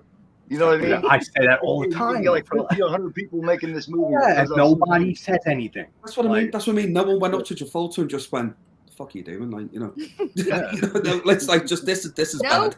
he ran with it. He They ran should have with told it. him that when he made this first of many bad decisions joining Scientology. Let's hope YouTube doesn't fuck me for that. Yeah, they're gonna come for you now. Scientology will turn a fucking blind eye. They'll look right at you and sue you. Actually, mate, I could just see a red. I could have 400 subs. I could just see a red. I could just see a red dot just go on your forehead there for a minute. Like television, the fucking colored bars. Mm-hmm. What happened to the stream? Shut down. Scientology. Mm-hmm. They Do you know what though? YouTube. The movie would make a great watch party. To be fair, because it's that bad. That's what's great about those terrible ones. Fred Durst, yes, from Limp Bizkit. What's up, Papa? You have a lot of fun, though, yeah. Yeah. It's still a guilty I gotta pleasure check of it mine. out then, because We all have those. I watched a terrible slasher last night that I remember from years ago. Blood Harvest with Tiny Tim. What is it Playing called? clown. That's not good, man. Yeah. That was so bad. Wait, what was it called? Blood Harvest. Plays a pretty good Psycho, though. Yeah, some of it's all right, but like most I mean, of he did a good so job. low. Yeah, it's Tiny Tim. I mean, I think that was like his last role too in a movie. He looks off anyway. You know what I mean? He just kind of odd anyway. Yeah, I think it was close to when he passed away because that was like 87 or like late 80s. But it's so low budget, and there are a lot of low budget slashers that I like, but this was just bad. Even though like the first half of the movie is like a fucking softcore porn with the main chick. Oh, I meant. Still couldn't. What's it called? Blood Harvest. It's available on Tubi, which you don't fucking have over there in Britain, so you can't watch it unless it's somewhere else, and you don't want to watch it. Trust me, you don't. It's not. He creeps around when he's asleep and shit. We'll record it for you with crappy quality. How about that? We got another person just celebrating 2-year anniversary. What a great stream that was, Night. Thanks for stopping by, Night. Congratulations to you. You are a pillar of this community also that just definitely inspiration from you a lot because you work your ass off on this channel, on your channel. Yeah.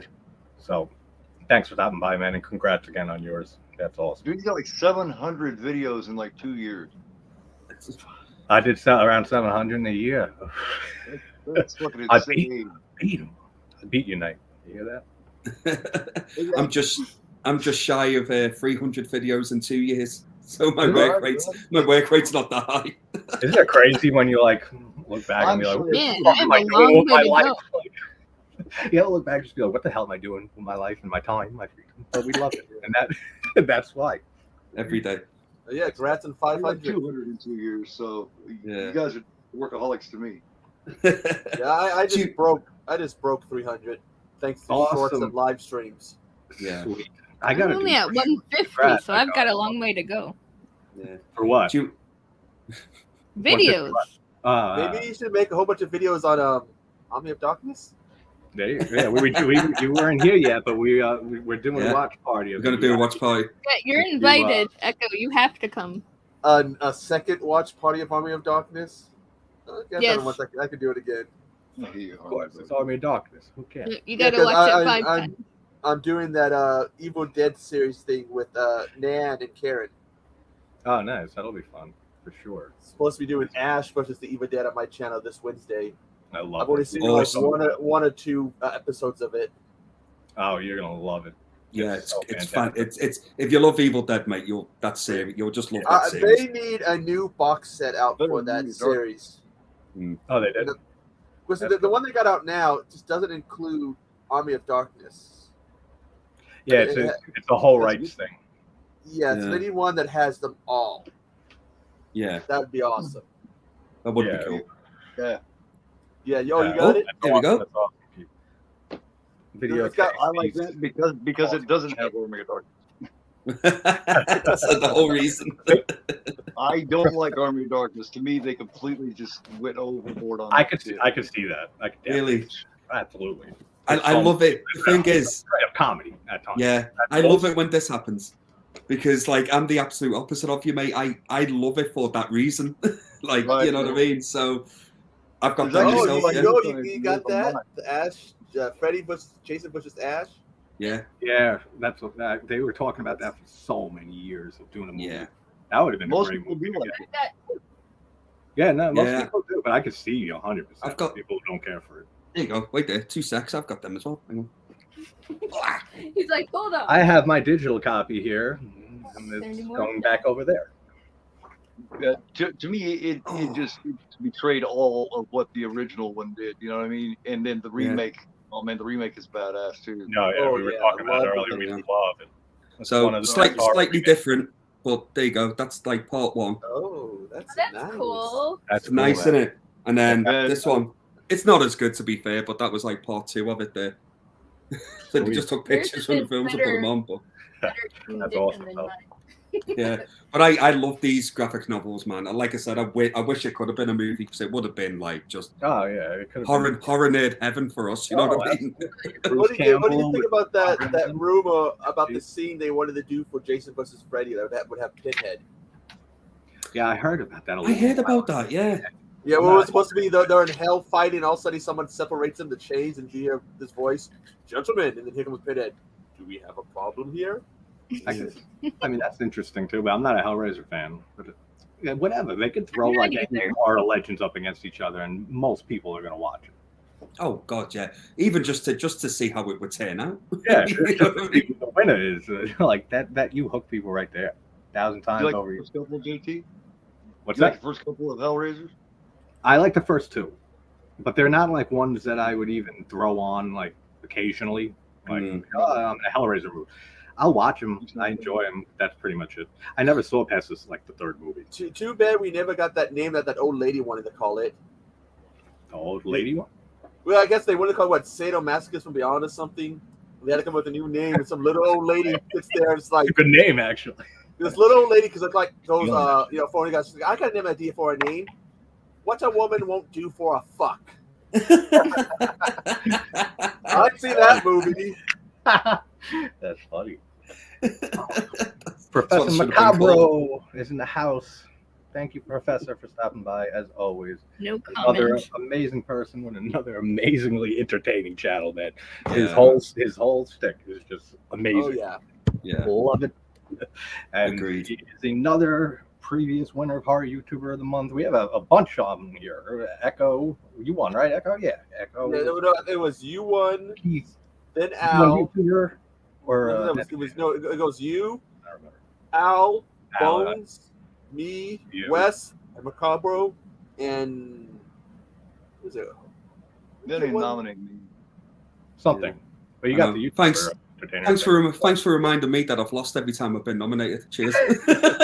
Oh, David, it makes me feel better. I've Don't never worry, been you got your brother right there. Me neither. Did you even win? be a Did you shit even too. win Gareth? The one that Gareth did? I think No. it's bullshit.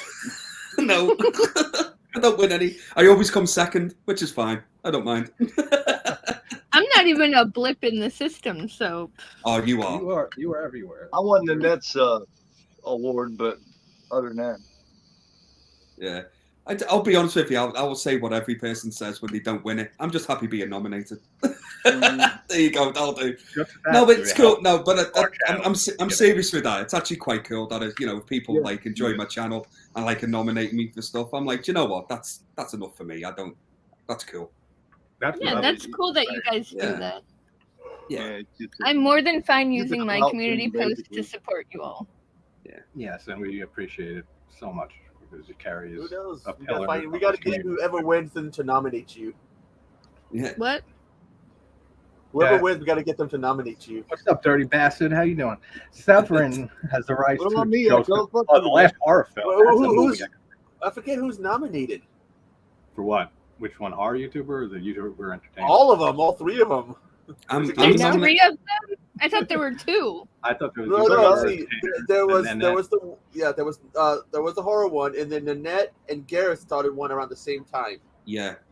Oh wow, there's so many. I think That's great. didn't the Ginger Ninja nominate us, JT, aren't we? in one at the we moment. are competing. Yes, I haven't looked. And Should I make one? Maybe I'll make one too. Go for it. We can have everyone can have one. Yeah, The golden Care everyone Bear. gets a trophy. Okay. The golden Nobody Care feels like Bear. losers. That's Everyone got a gets- catchy name. I'll start the GA now. Fuck. Yeah. Except for Gareth at Video Tasties, he doesn't win ever. No, because look Not at his allowed. comments. Well, hell, he had to make one just so he can say he won one. Oh wow. He already did his stupid thing with the crown on his head and stuff. So It was hilarious. he got to do his thing. It was brilliant. Is he in the chat? Oh, sorry, Gareth. I didn't mean to say all that. Maybe he needs to hear it. He hears it enough for me. I give Gareth enough. I miss our little horror news from across the pond that I would never wake up for because it's at 4 in the fucking morning my time. So we should do that again, like at a inconvenient time for you. And I was giving him shit that one stream he did with I think it was Rob. They had somebody flying around one of those flying glider things. Oh yeah. And I kept saying I thought it would be funny as hell if it because he was in the backyard if they just randomly crashed in that pole behind him. I thought it'd be funny as hell. It'd be a moment. It'd be on everybody's YouTube channels. Yeah. That's funny. Just that's the best thing about doing this, man. Is just meeting all you people and just everyone in chat and everything like that's the one thing I never anticipated doing this. When I started, I said I don't, and to this day, don't care about subs or views or any of that. Just if people want to watch and listen, that's great and spark a discussion. Bonus. That's why I hold the watch-alongs, man. It's just a hangout, bullshit, get to know everybody, reach out. It's no big production. It's no big It's no big production. It's no bang. It's just fucking sitting there talking about just movies. get to geek out about horror just movies. let the horror movies. geek out. And I said when I first started, I said if I get like 20 subs who just watch consistently, bonus. Super bonus. So 5 times up now on whatever, because all these stupid numbers don't add up anyway. You got maybe like a fraction watch consistently of your total sub count. Again, it doesn't. That's why numbers are stupid, and it doesn't even matter paying attention to them. Just doing this because you'll love it. See you next Tuesday, JTS.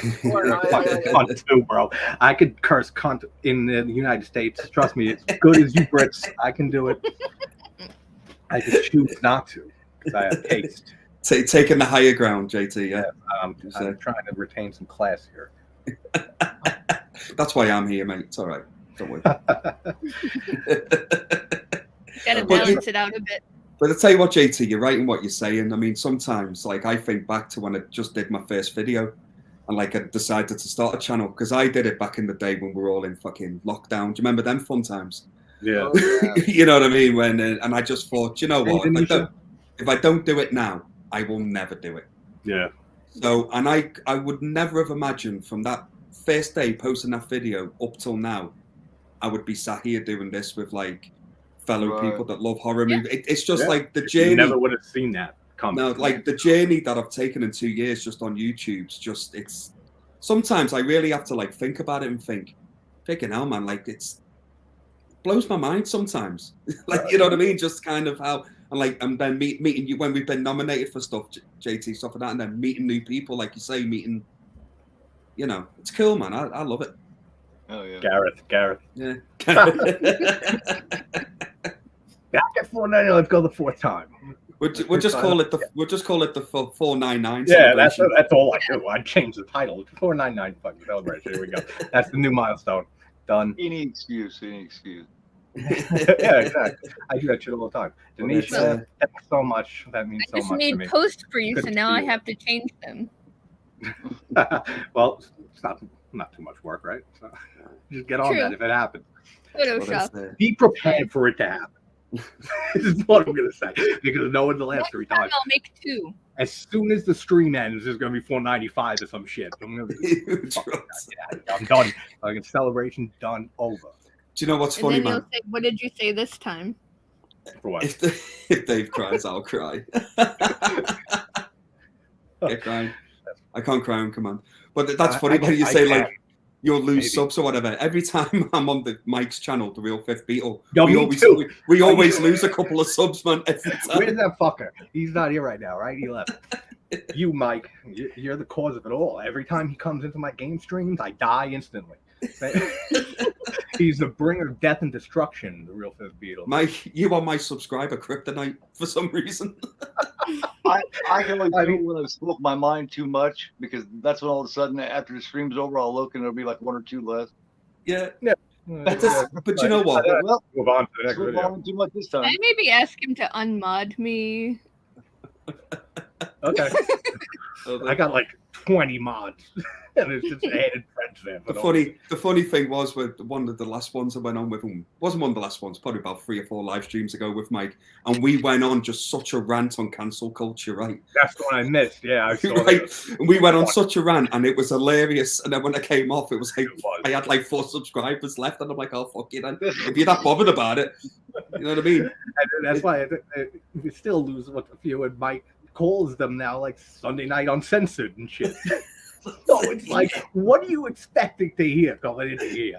Like, it's called Uncensored, like literally in the title. Yeah, it's hilarious, man. I love it. I love being on with Mike sometimes.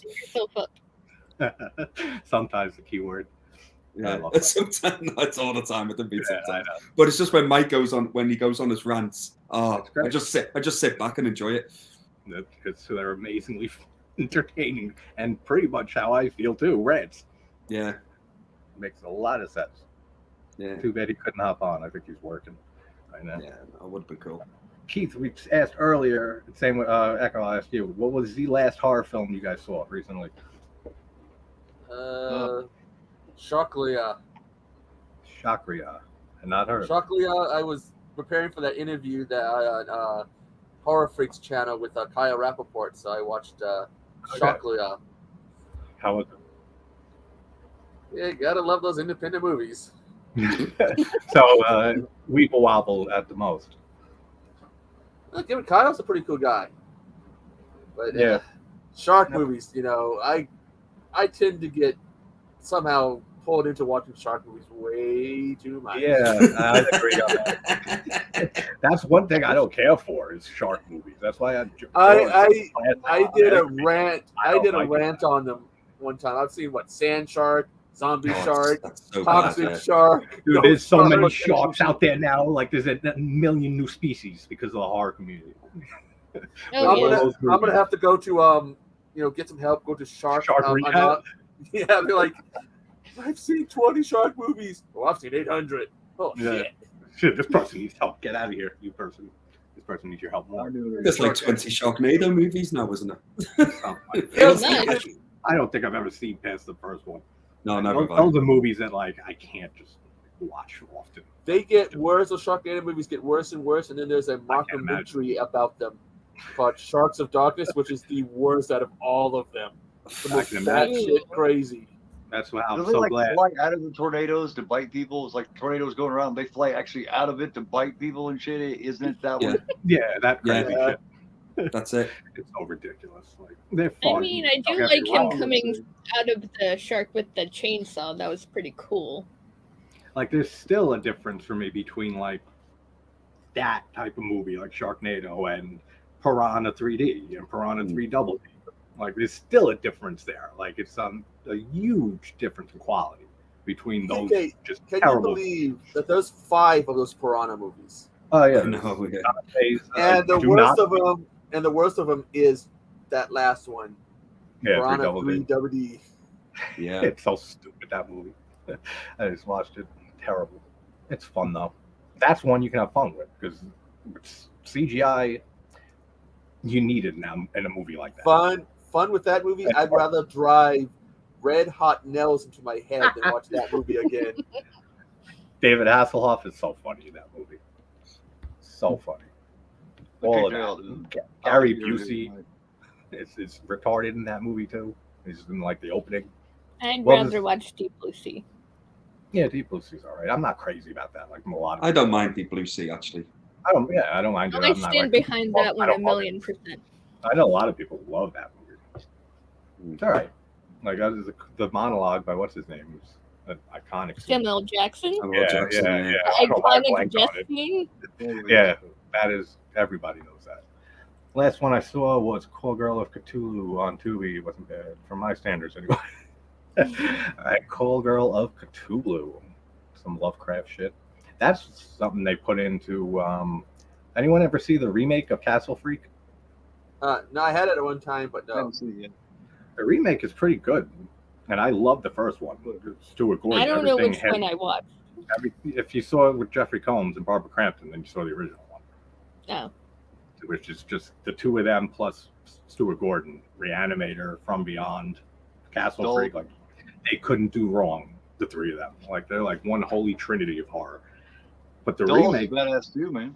yeah, just the work that they all do together and did together was amazing with those movies. And Castle Freak is my favorite full moon picture. But the remake actually like twisted some things around, changed the sex of the Castle Freak, which makes for a fucking disturbing scene like later in the movie. But they really went heavy on the Lovecraft, like compared to the original movie. They like there's tentacles and shit like all over the like you would expect with Lovecraft. It was pretty interesting though. I like the remake. Pretty decent. And I wish, Professor, he wants to call it Cancelception. I'm with you on that one, mate. Well, cancel it. Keith, what was the recent horror movie you saw last? You mean it was like a new one or just in general? Yeah, in general. Tuesday night on the watch, me and Sean Blue Digital watched Alligator from 1980. Nice. I saw like that you guys were watching it. Yeah. I gotta rewatch That that. I haven't wedding seen that in scene years. is amazing. Yeah, Oh that's my. what I remember the most from it. Mhm. And it kind of works So like good. Jaws. The alligator Yeah. works because it wasn't able to use it much, and the less Yeah. you're able to use something like that, the better it is, man. Because Yeah. too Oh, much yeah. of anything is just too much. You know what I mean? Hey, Agreed. that scene where that kid gets pushed into pool and ate. I really Yeah, love that was a scene. good one. That was a good scene too. Yeah, I haven't rewatch seen that one. movie in such a long time. I Yeah, loved me it when I was a too. kid. Yeah. Fun. Absolutely I remember loved it. that Yeah. the wedding scene is what I remember the most. But I gotta rewatch that. I haven't seen Alligator in probably over Got a a nice- decade, man. I had a Nice little issue when I was a little kid. Some channel showed a marathon of all those sea monster movies, Yeah. and I watched as a kid. It took a while to get me near the water to even take a bath. I was freaked out. Like there's something in the water. Oh, my mate, yeah. older brother had a twisted version of Tough Love. He got me over it real quick. He grabbed me and threw me in the pool. It's like you're getting over this and you ain't getting out. Yeah. Like, Face your I was- fears. I was like that with Jaws. The first time I watched Jaws, I was like, I am never going in water ever again in my life. I'm not a beach person, and I don't like going in the Well, ocean. So maybe it wasn't Well, watching Jaws. I'm not going into the ocean regardless, so No way, but me just neither. remember ocean the scares me. piranhas were in a pool though. well I'm not messing Well. with sharks, so No, Well, I the usually water don't go scares me. outside, The but, you ocean, you don't know what's down there. Like we Mm-mm. explored what, like 95% or less of the world's oceans. You don't know what's down there. That scares the hell out of me. There was a friend of mine who had a friend who worked as like a deep sea welder, like underneath like ships and stuff. Right. He was working underwater and shit. He gets grabbed by the leg by a giant squid and pulled down under the water, drowned, killed, gone. That's no, really? terrifying. Yeah. Friend of a friend of mine. That's so scary, dude. I've never gone in deep Jesus Christ. water like that. definitely can- not going into the water. Can you imagine just drowning is terrible enough? Hmm. Right. But then you gotta like look down and see this giant creature dragging you down into the water. Shit about it. Yeah, and there's nothing you can do. Like, oh, that's gotta be absolutely terrifying. Even though it's from the deep, that's a great one, dirty bastard. Christ. Well, feel like I'm JT, you've just given me nightmares for tonight now, mate. So cheers, mate. Don't be a deep sea welder, you'll be fine. That's it. If Yeah, you can don't control go in the your ocean, dreams, you'll be fine. make sure you don't have that profession in your dreams. You're good. Some lucid dreaming training. Yeah. The moment I start walking towards an ocean, I'm just going to be like, nope, wake up, wake up. Wake up! I heard that shit from JT. I'm not going in there. The only movie that has that kind of effect on me is you and me were talking about this the other night, Professor. It's so bad. I can't. It's so gross. From Brain Dead, Dead Alive, the pudding scene. Oh, it's so hard to watch. I can't watch it. It's so gross. I can watch everything else in that movie with so much gore and blood and bodies being ripped apart. The pus that squirts out. Mate. But at the dinner table and into the pudding, he eats it. No. No. I can't. Man. No, man. Brain Dead. This movie, I think that actually made me physically sick. That I actually did throw up. That's why I did a video on it, because of you guys. When I was watching Karen's interview of you and Gareth and Ricky and stuff, and you guys were talking about it. And I was agreeing everything what Ricky was saying, and it's a fucking masterpiece. Dead Alive, Brain Dead. And I'm like, these friend pussies, they can't handle this movie. And I said, I'll do this video like tonight. And I did. That's how I watched it that night. I gave you guys a shout out. Gareth and Ricky are comedy gold runner together. It really is. Add other elements to it, and it's just a laugh fest. On June 8th. They are brilliant. Like Dave, you got to join us if you're around on June 8th. Gareth put it together. You, me, Mike, Ricky, Gareth. Stream. Should be. Do you know what? I could be actually. What day's the 8th? You get the best of Brits and a Yank. I wouldn't say we're the best of Brits, mate. Those are Gareth's words from the post. I wouldn't say that. I didn't say either. June 8th is a Thursday. Yeah, it is. Yeah. What time are we looking at, JT, for that? Was it like normal time for us? Yeah, probably. Yeah. Whatever Gareth, I think 10 p.m. your time. Yeah, I should be good. I'll double check it though. Yeah, because we're gonna be taken down immediately. Like. No doubt, dude, you, me, Gareth, Mike, and Ricky. That's gonna be fucking crazy. Yeah, that's just. We will definitely be cancelled. Without a doubt, that's happening. I love giant squid octopus. They are an awesome looking creature, but I would not want to be in the water with one of them. Yeah, I wouldn't want to be dragged down to me death by especially because of that story. Yeah. Thanks. They only go after people who haven't seen Army of Darkness. See, well, then I'm staying out of the ocean, so I'm good. Gareth, this motherfucker's streaming during the mine thing ahead. We had a bad CGI shark movie. Have you seen that one? Bad CGI sharks? No. Bad CGI. No. We need a bad CGI octopus movie. You know, we need a Medusa movie too, and there is one. I've seen it somewhere, but I never saw the movie, but I've seen the cover. But when I saw VHS 99 last year, they had a segment in it with Medusa, and I was like, you don't see Medusa in horror movies often at all. No. I know. That was a decent segment as well. Clash of the Titans. I think the last time I saw like outside of like those type of movies. Yeah, last time I saw anything with Medusa was some advertisement for some product or something. Where she it's like hair or fashion or something, and she becomes like some diva, whatever. Oh, I know what you're talking about. Okay, I know which one you're talking about. Back in the day. No, Professor, there is a movie. Literally, I gotta find that movie for you, Professor. It's. Oh, Steven, welcome, man. Thanks for stopping by, man. I know how busy you are. So how you doing, mate? Thank you so much for stopping by, and thanks for the congrats, man. Means a lot. Hope you're feeling better. Thinking of you all the time, man. Yeah. Oh, it's on Tubi, Professor. I have to see you the link for it. It's. I feel left out with this whole fucking Tubi thing. He got it. He outed it. It's over. I gotta move now. I gotta get out of the country. It's all right. I got document. What? Gotta be prepared. Crazy. And yeah, Gareth, you streaming during my shit? Martial arts stuff? Get out of here.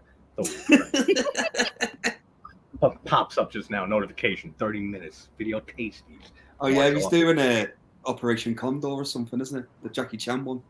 Yeah, I didn't read past video tasties. So yeah, it is that. I gotta say, my favorite martial arts movie is Kung Fu Hustle. It's a good one. Yeah.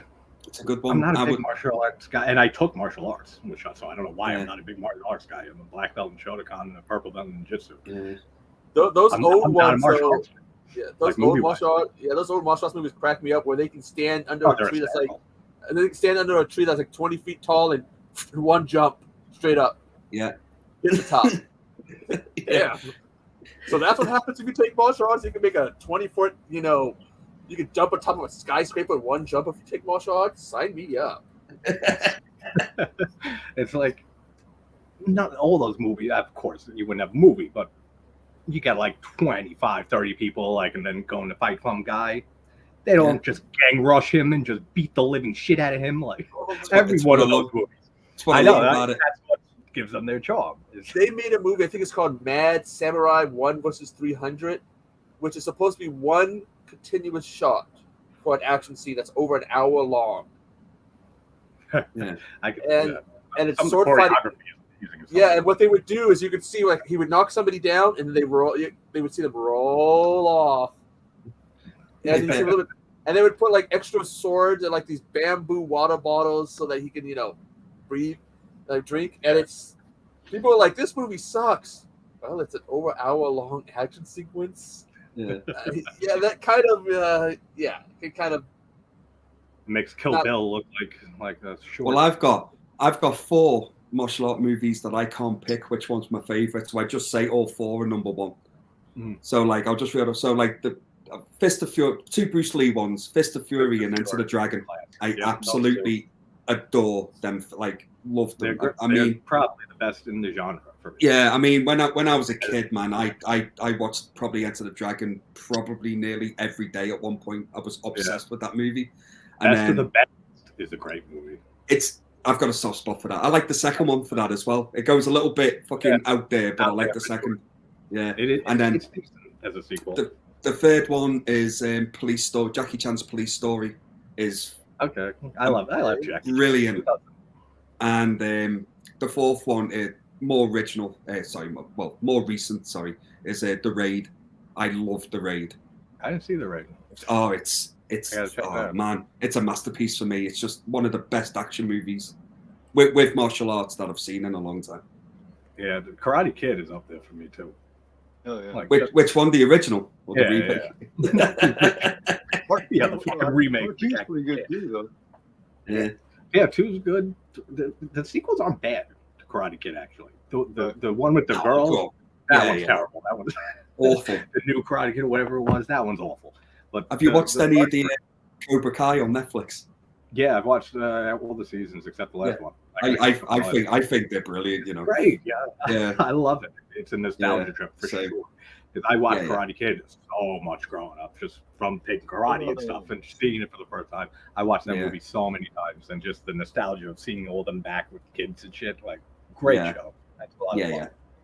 Agreed. Silent Raven's pretty cool too. It's not really a martial arts movie, but it's got Chuck Norris and it mixes horror pretty good. All right, yeah. Yes, I have seen that one. Yeah. That's actually not a bad movie to be movie. Yeah. Oh, Street Fighter's great. Street Fighter's terrible, but I love it. I watched that movie when I was like 5, 6 years old, like very young, when I was playing Street Fighter 2, Turbo, and shit, and that came out. Then they released a game of Street Fighter with the images of the actors. Yeah. I remember playing that. The movie's so bad, but I have a soft spot for it. They released a still book for for Street Fighter that comes with some of the Bison money. Oh, did they? That's cool. So I have it, so you can have Bison money with a picture of Raul Julia has M. Bison on it. He was so amazingly bad in that movie. But the thing is, he was sick and dying. He was. And really, he still put on a good performance for a guy who was sick and dying. Yeah, and for the movie it was and everything, he killed it. I couldn't picture anybody else actually playing Bison in that movie. We didn't get another M. Bison until The Legend of Chun-Li or whatever that one was. Oh yeah, I saw that once. I think I don't remember anything. The Mortal Kombat original movie is another classic. I love that movie too. The first Mortal Kombat. Yeah. The second one is terrible. The hell's Annihilation, right? Oh come on! We got him turning into a dragon and eating somebody. No, I mean the animalities were cool. To see them in a movie. But we didn't get a babe-ality where they turned someone into a baby. I know that's one thing we still need. Whatever happened to those? I don't think they're in the new games. I need some Bison bucks. Professor says you got to send him over. Echo, send him. We got to find him a copy of that on Steelbook then for him. That's cool though that they have the bison money, because that's iconic from that movie for people who remember it. Because I got it on Steelbook because it was on sale, and then I opened it up and I saw this. Like, dude, that's actually pretty cool. Nice little bonus. I would want that just to have like a bison buck. Why not? With the nostalgia I have for that movie, I'd absolutely love that. Take it to the store. I want a case of beer. I got some bison money. What company did that Steelbook, Echo? Yeah, Dirty. I figured you weren't talking about Street Fighter. I just saw Street Fighter and mentioned the movie. Let me see if I can find it real quick. You know, it's a movie I saw recently that I haven't seen in years. Not really horror comedy. You can consider it. It's not. Mars Attacks with Jack Nicholson and so many people in that movie. With the little Martians shit. Tim Burton's movie, Mars Attacks. That's a great movie. I have a lot of fun watching that. I haven't seen that one. You've never seen Mars Attacks? That's a great movie. Jack Nicholson. You said Tim Burton? Yeah, it's Tim Burton. Jack Nicholson actually plays a few roles in that movie. Then there's a few others. I can't. Why can't I think? Tom Jones is in it too. Mill Creek. Mill Creek. Mill Creek. All right.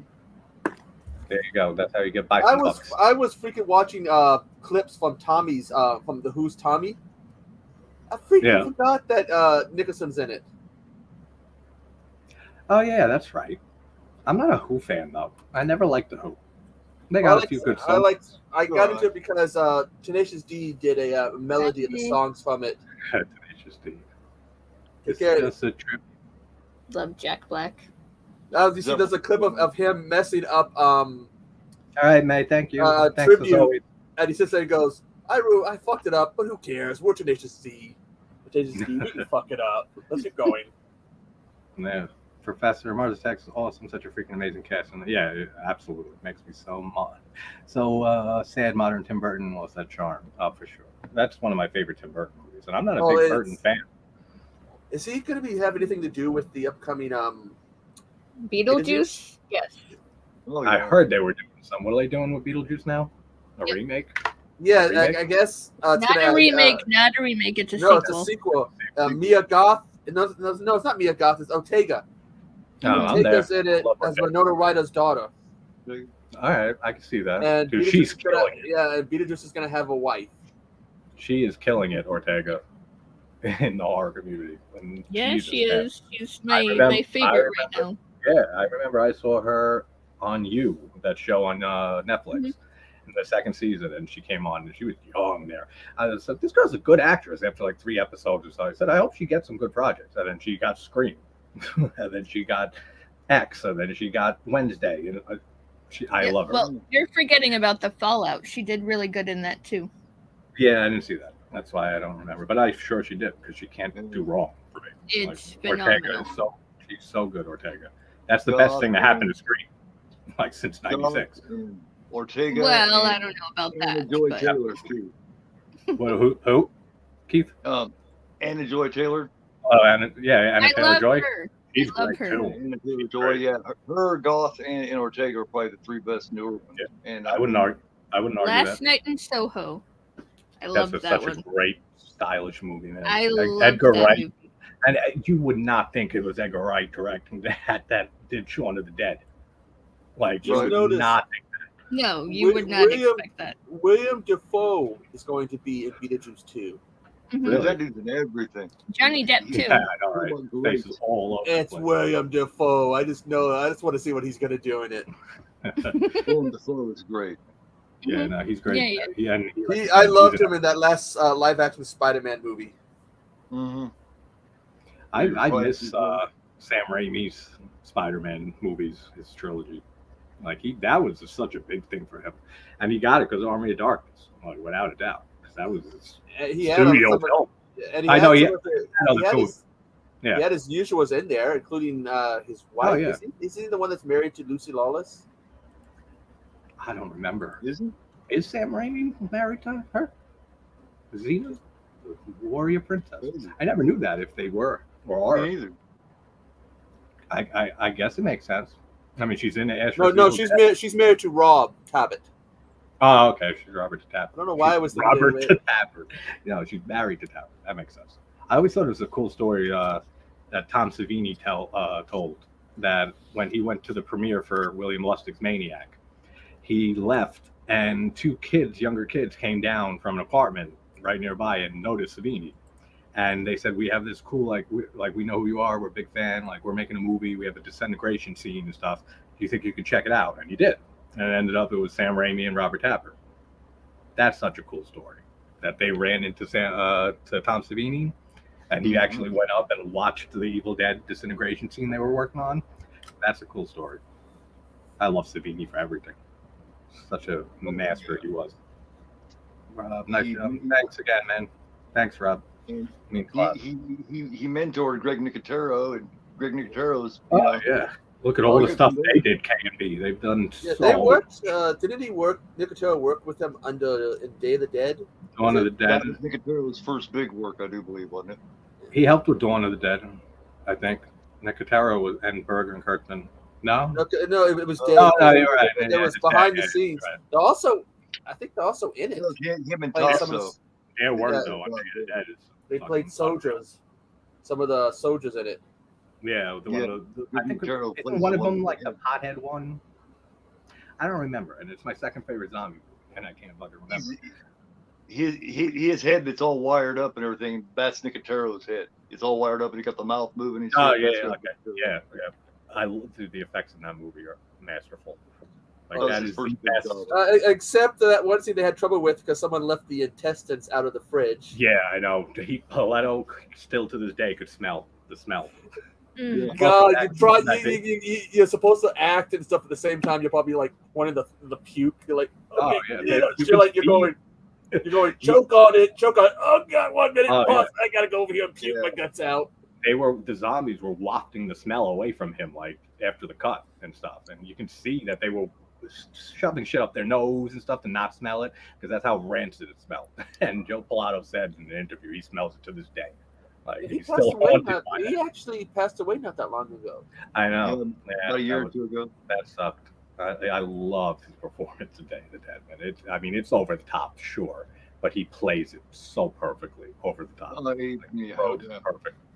Such a great character, and the effects, like I said, are so amazing in that movie. The brain with the zombie that has no face or anything, it's just a brain, and it's just chilling there on the table, and it's moving. And when the zombie turns over and the guts fall out, and then the whole finale is just amazing. I like the Professor, you would have hated Smellorama than Professor. So yeah, that makes sense. He's a lot of smells. What the hell is Smellorama now? Explain that to me. They had all these different gimmicks in theaters back in the day, and so like Smellorama is like. I remember, with the scents and shit. Obviously, but this smells like a dead body. Goes through the theater with the people are puking. Yeah, that didn't work. That wasn't around for long. Wasn't the most dangerous one. That would probably go to the whole, putting the shock thing under the seat. Yeah, like you see. Somebody's got a heart. Someone's got a heart condition. And I was like, they just killed him. They're done. They're dead next in the seat. You got the full experience.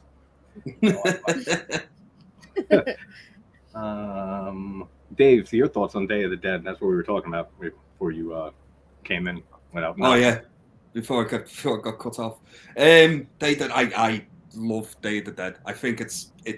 I'll probably say it's probably my favorite one of his movies, of the Dead movies. That's the right answer. Good. That was one when I watched as a kid, and I just resonated with it. I just loved it, and I still love it to this day. It's one of my. I watch it at least maybe 3-4 times a year. What do you think about some of the treatment of it though? We've got it since then.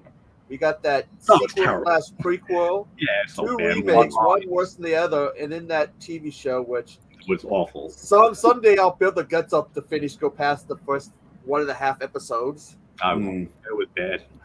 I watched the remake to it with that girl from American Pie and American Beauty. I forgot what her name is. That would be the first. That would be the first. Yeah. That's the first remake. Right. Okay. I watched that, and for some reason, I don't know why, I actually own it on DVD up there somewhere. I'm not going to show it because I don't want to embarrass myself. So in that one, classically a bullet to the head. That one you just need a match.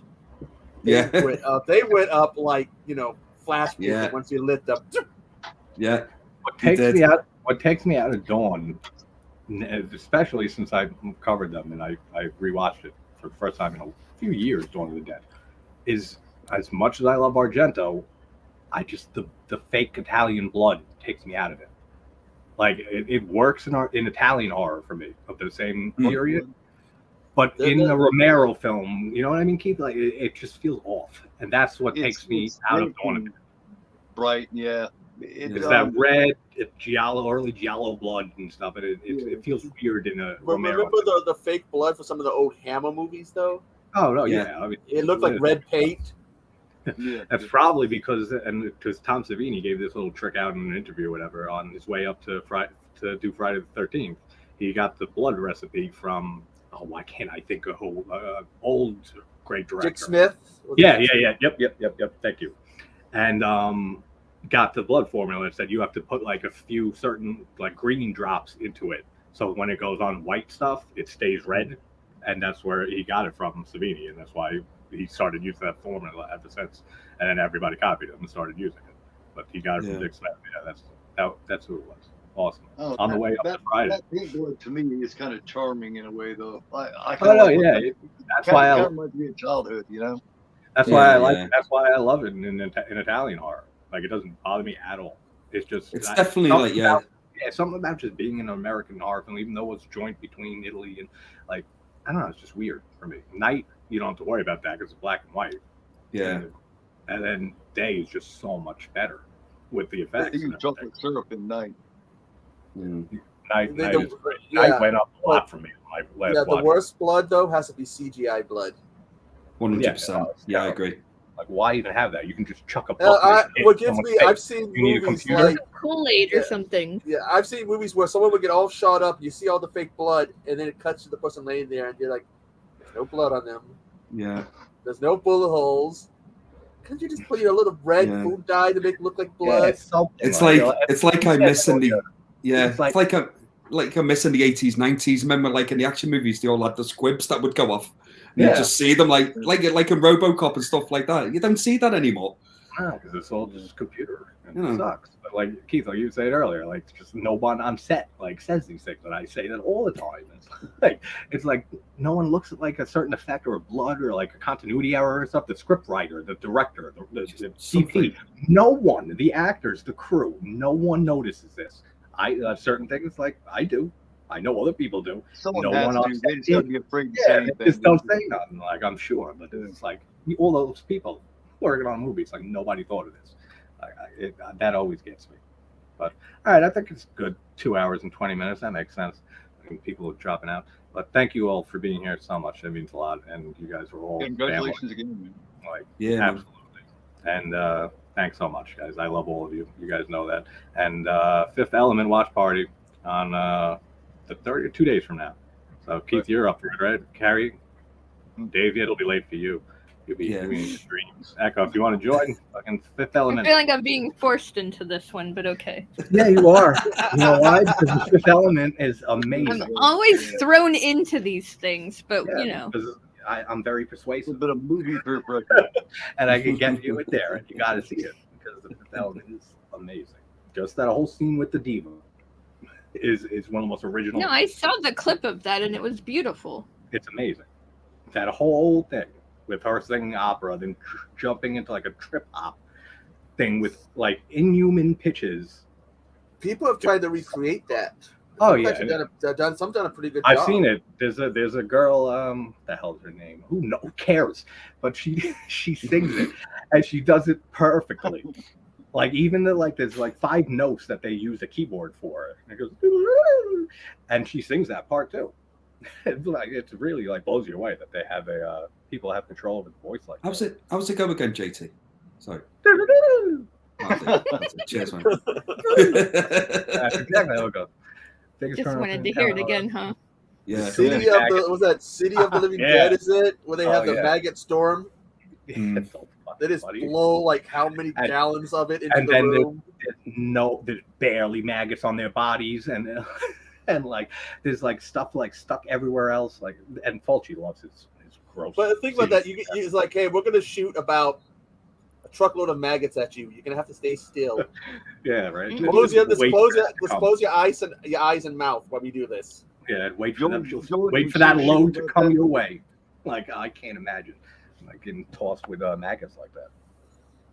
George was so shitty about that part that when Fulci wasn't looking, he took Fulci's pipe and dipped it in those maggots. I heard. Damn Yeah. right. And put it back in his pocket, so that when he So reached funny. out to put it in his mouth, it was full of maggots and shit. So I heard that. Oh, I'd do that nasty. shit too. Yeah, I would have done thousands of exactly. maggots my way. I would have done exactly the same thing. Fucking. Right. Remind me not to have a pipe around you guys. Yeah, don't, because I will put a maggot in it. well, Fulci didn't tell him he's gonna be hitting them with all these real maggots. That's the whole thing. Yeah. That's why he took his pipe and did that. And it's such a fun, great scene. And then someone's got to clean all that up. Yeah, It's supposed to be with the rights. we don't get to see that Just, because they just don't like care. Dead Alive, somebody had to clean all those costumes and all that setup. Imagine. I would have been taking props left and right. This movie is going to be crazy. I said, I'll sell this torso on eBay. And before I even knew eBay was a thing or going to be a thing. Perfect. Hey, Perfect. William Shatner sold his kidney stone on eBay, so you can sell. Who knows what on eBay? That's so strange that he did that. He's a sick man. All right, guys. Thanks again so much. It means so much to me. And I'll talk to you guys soon. Everybody in chat, thanks again so Congratulations much. on 500. Thank you, guys. And I will talk to everybody soon. I'll have a video out later. Take care, guys. Always, Love guys. you all. See you later, guys. See you, everybody. Take care.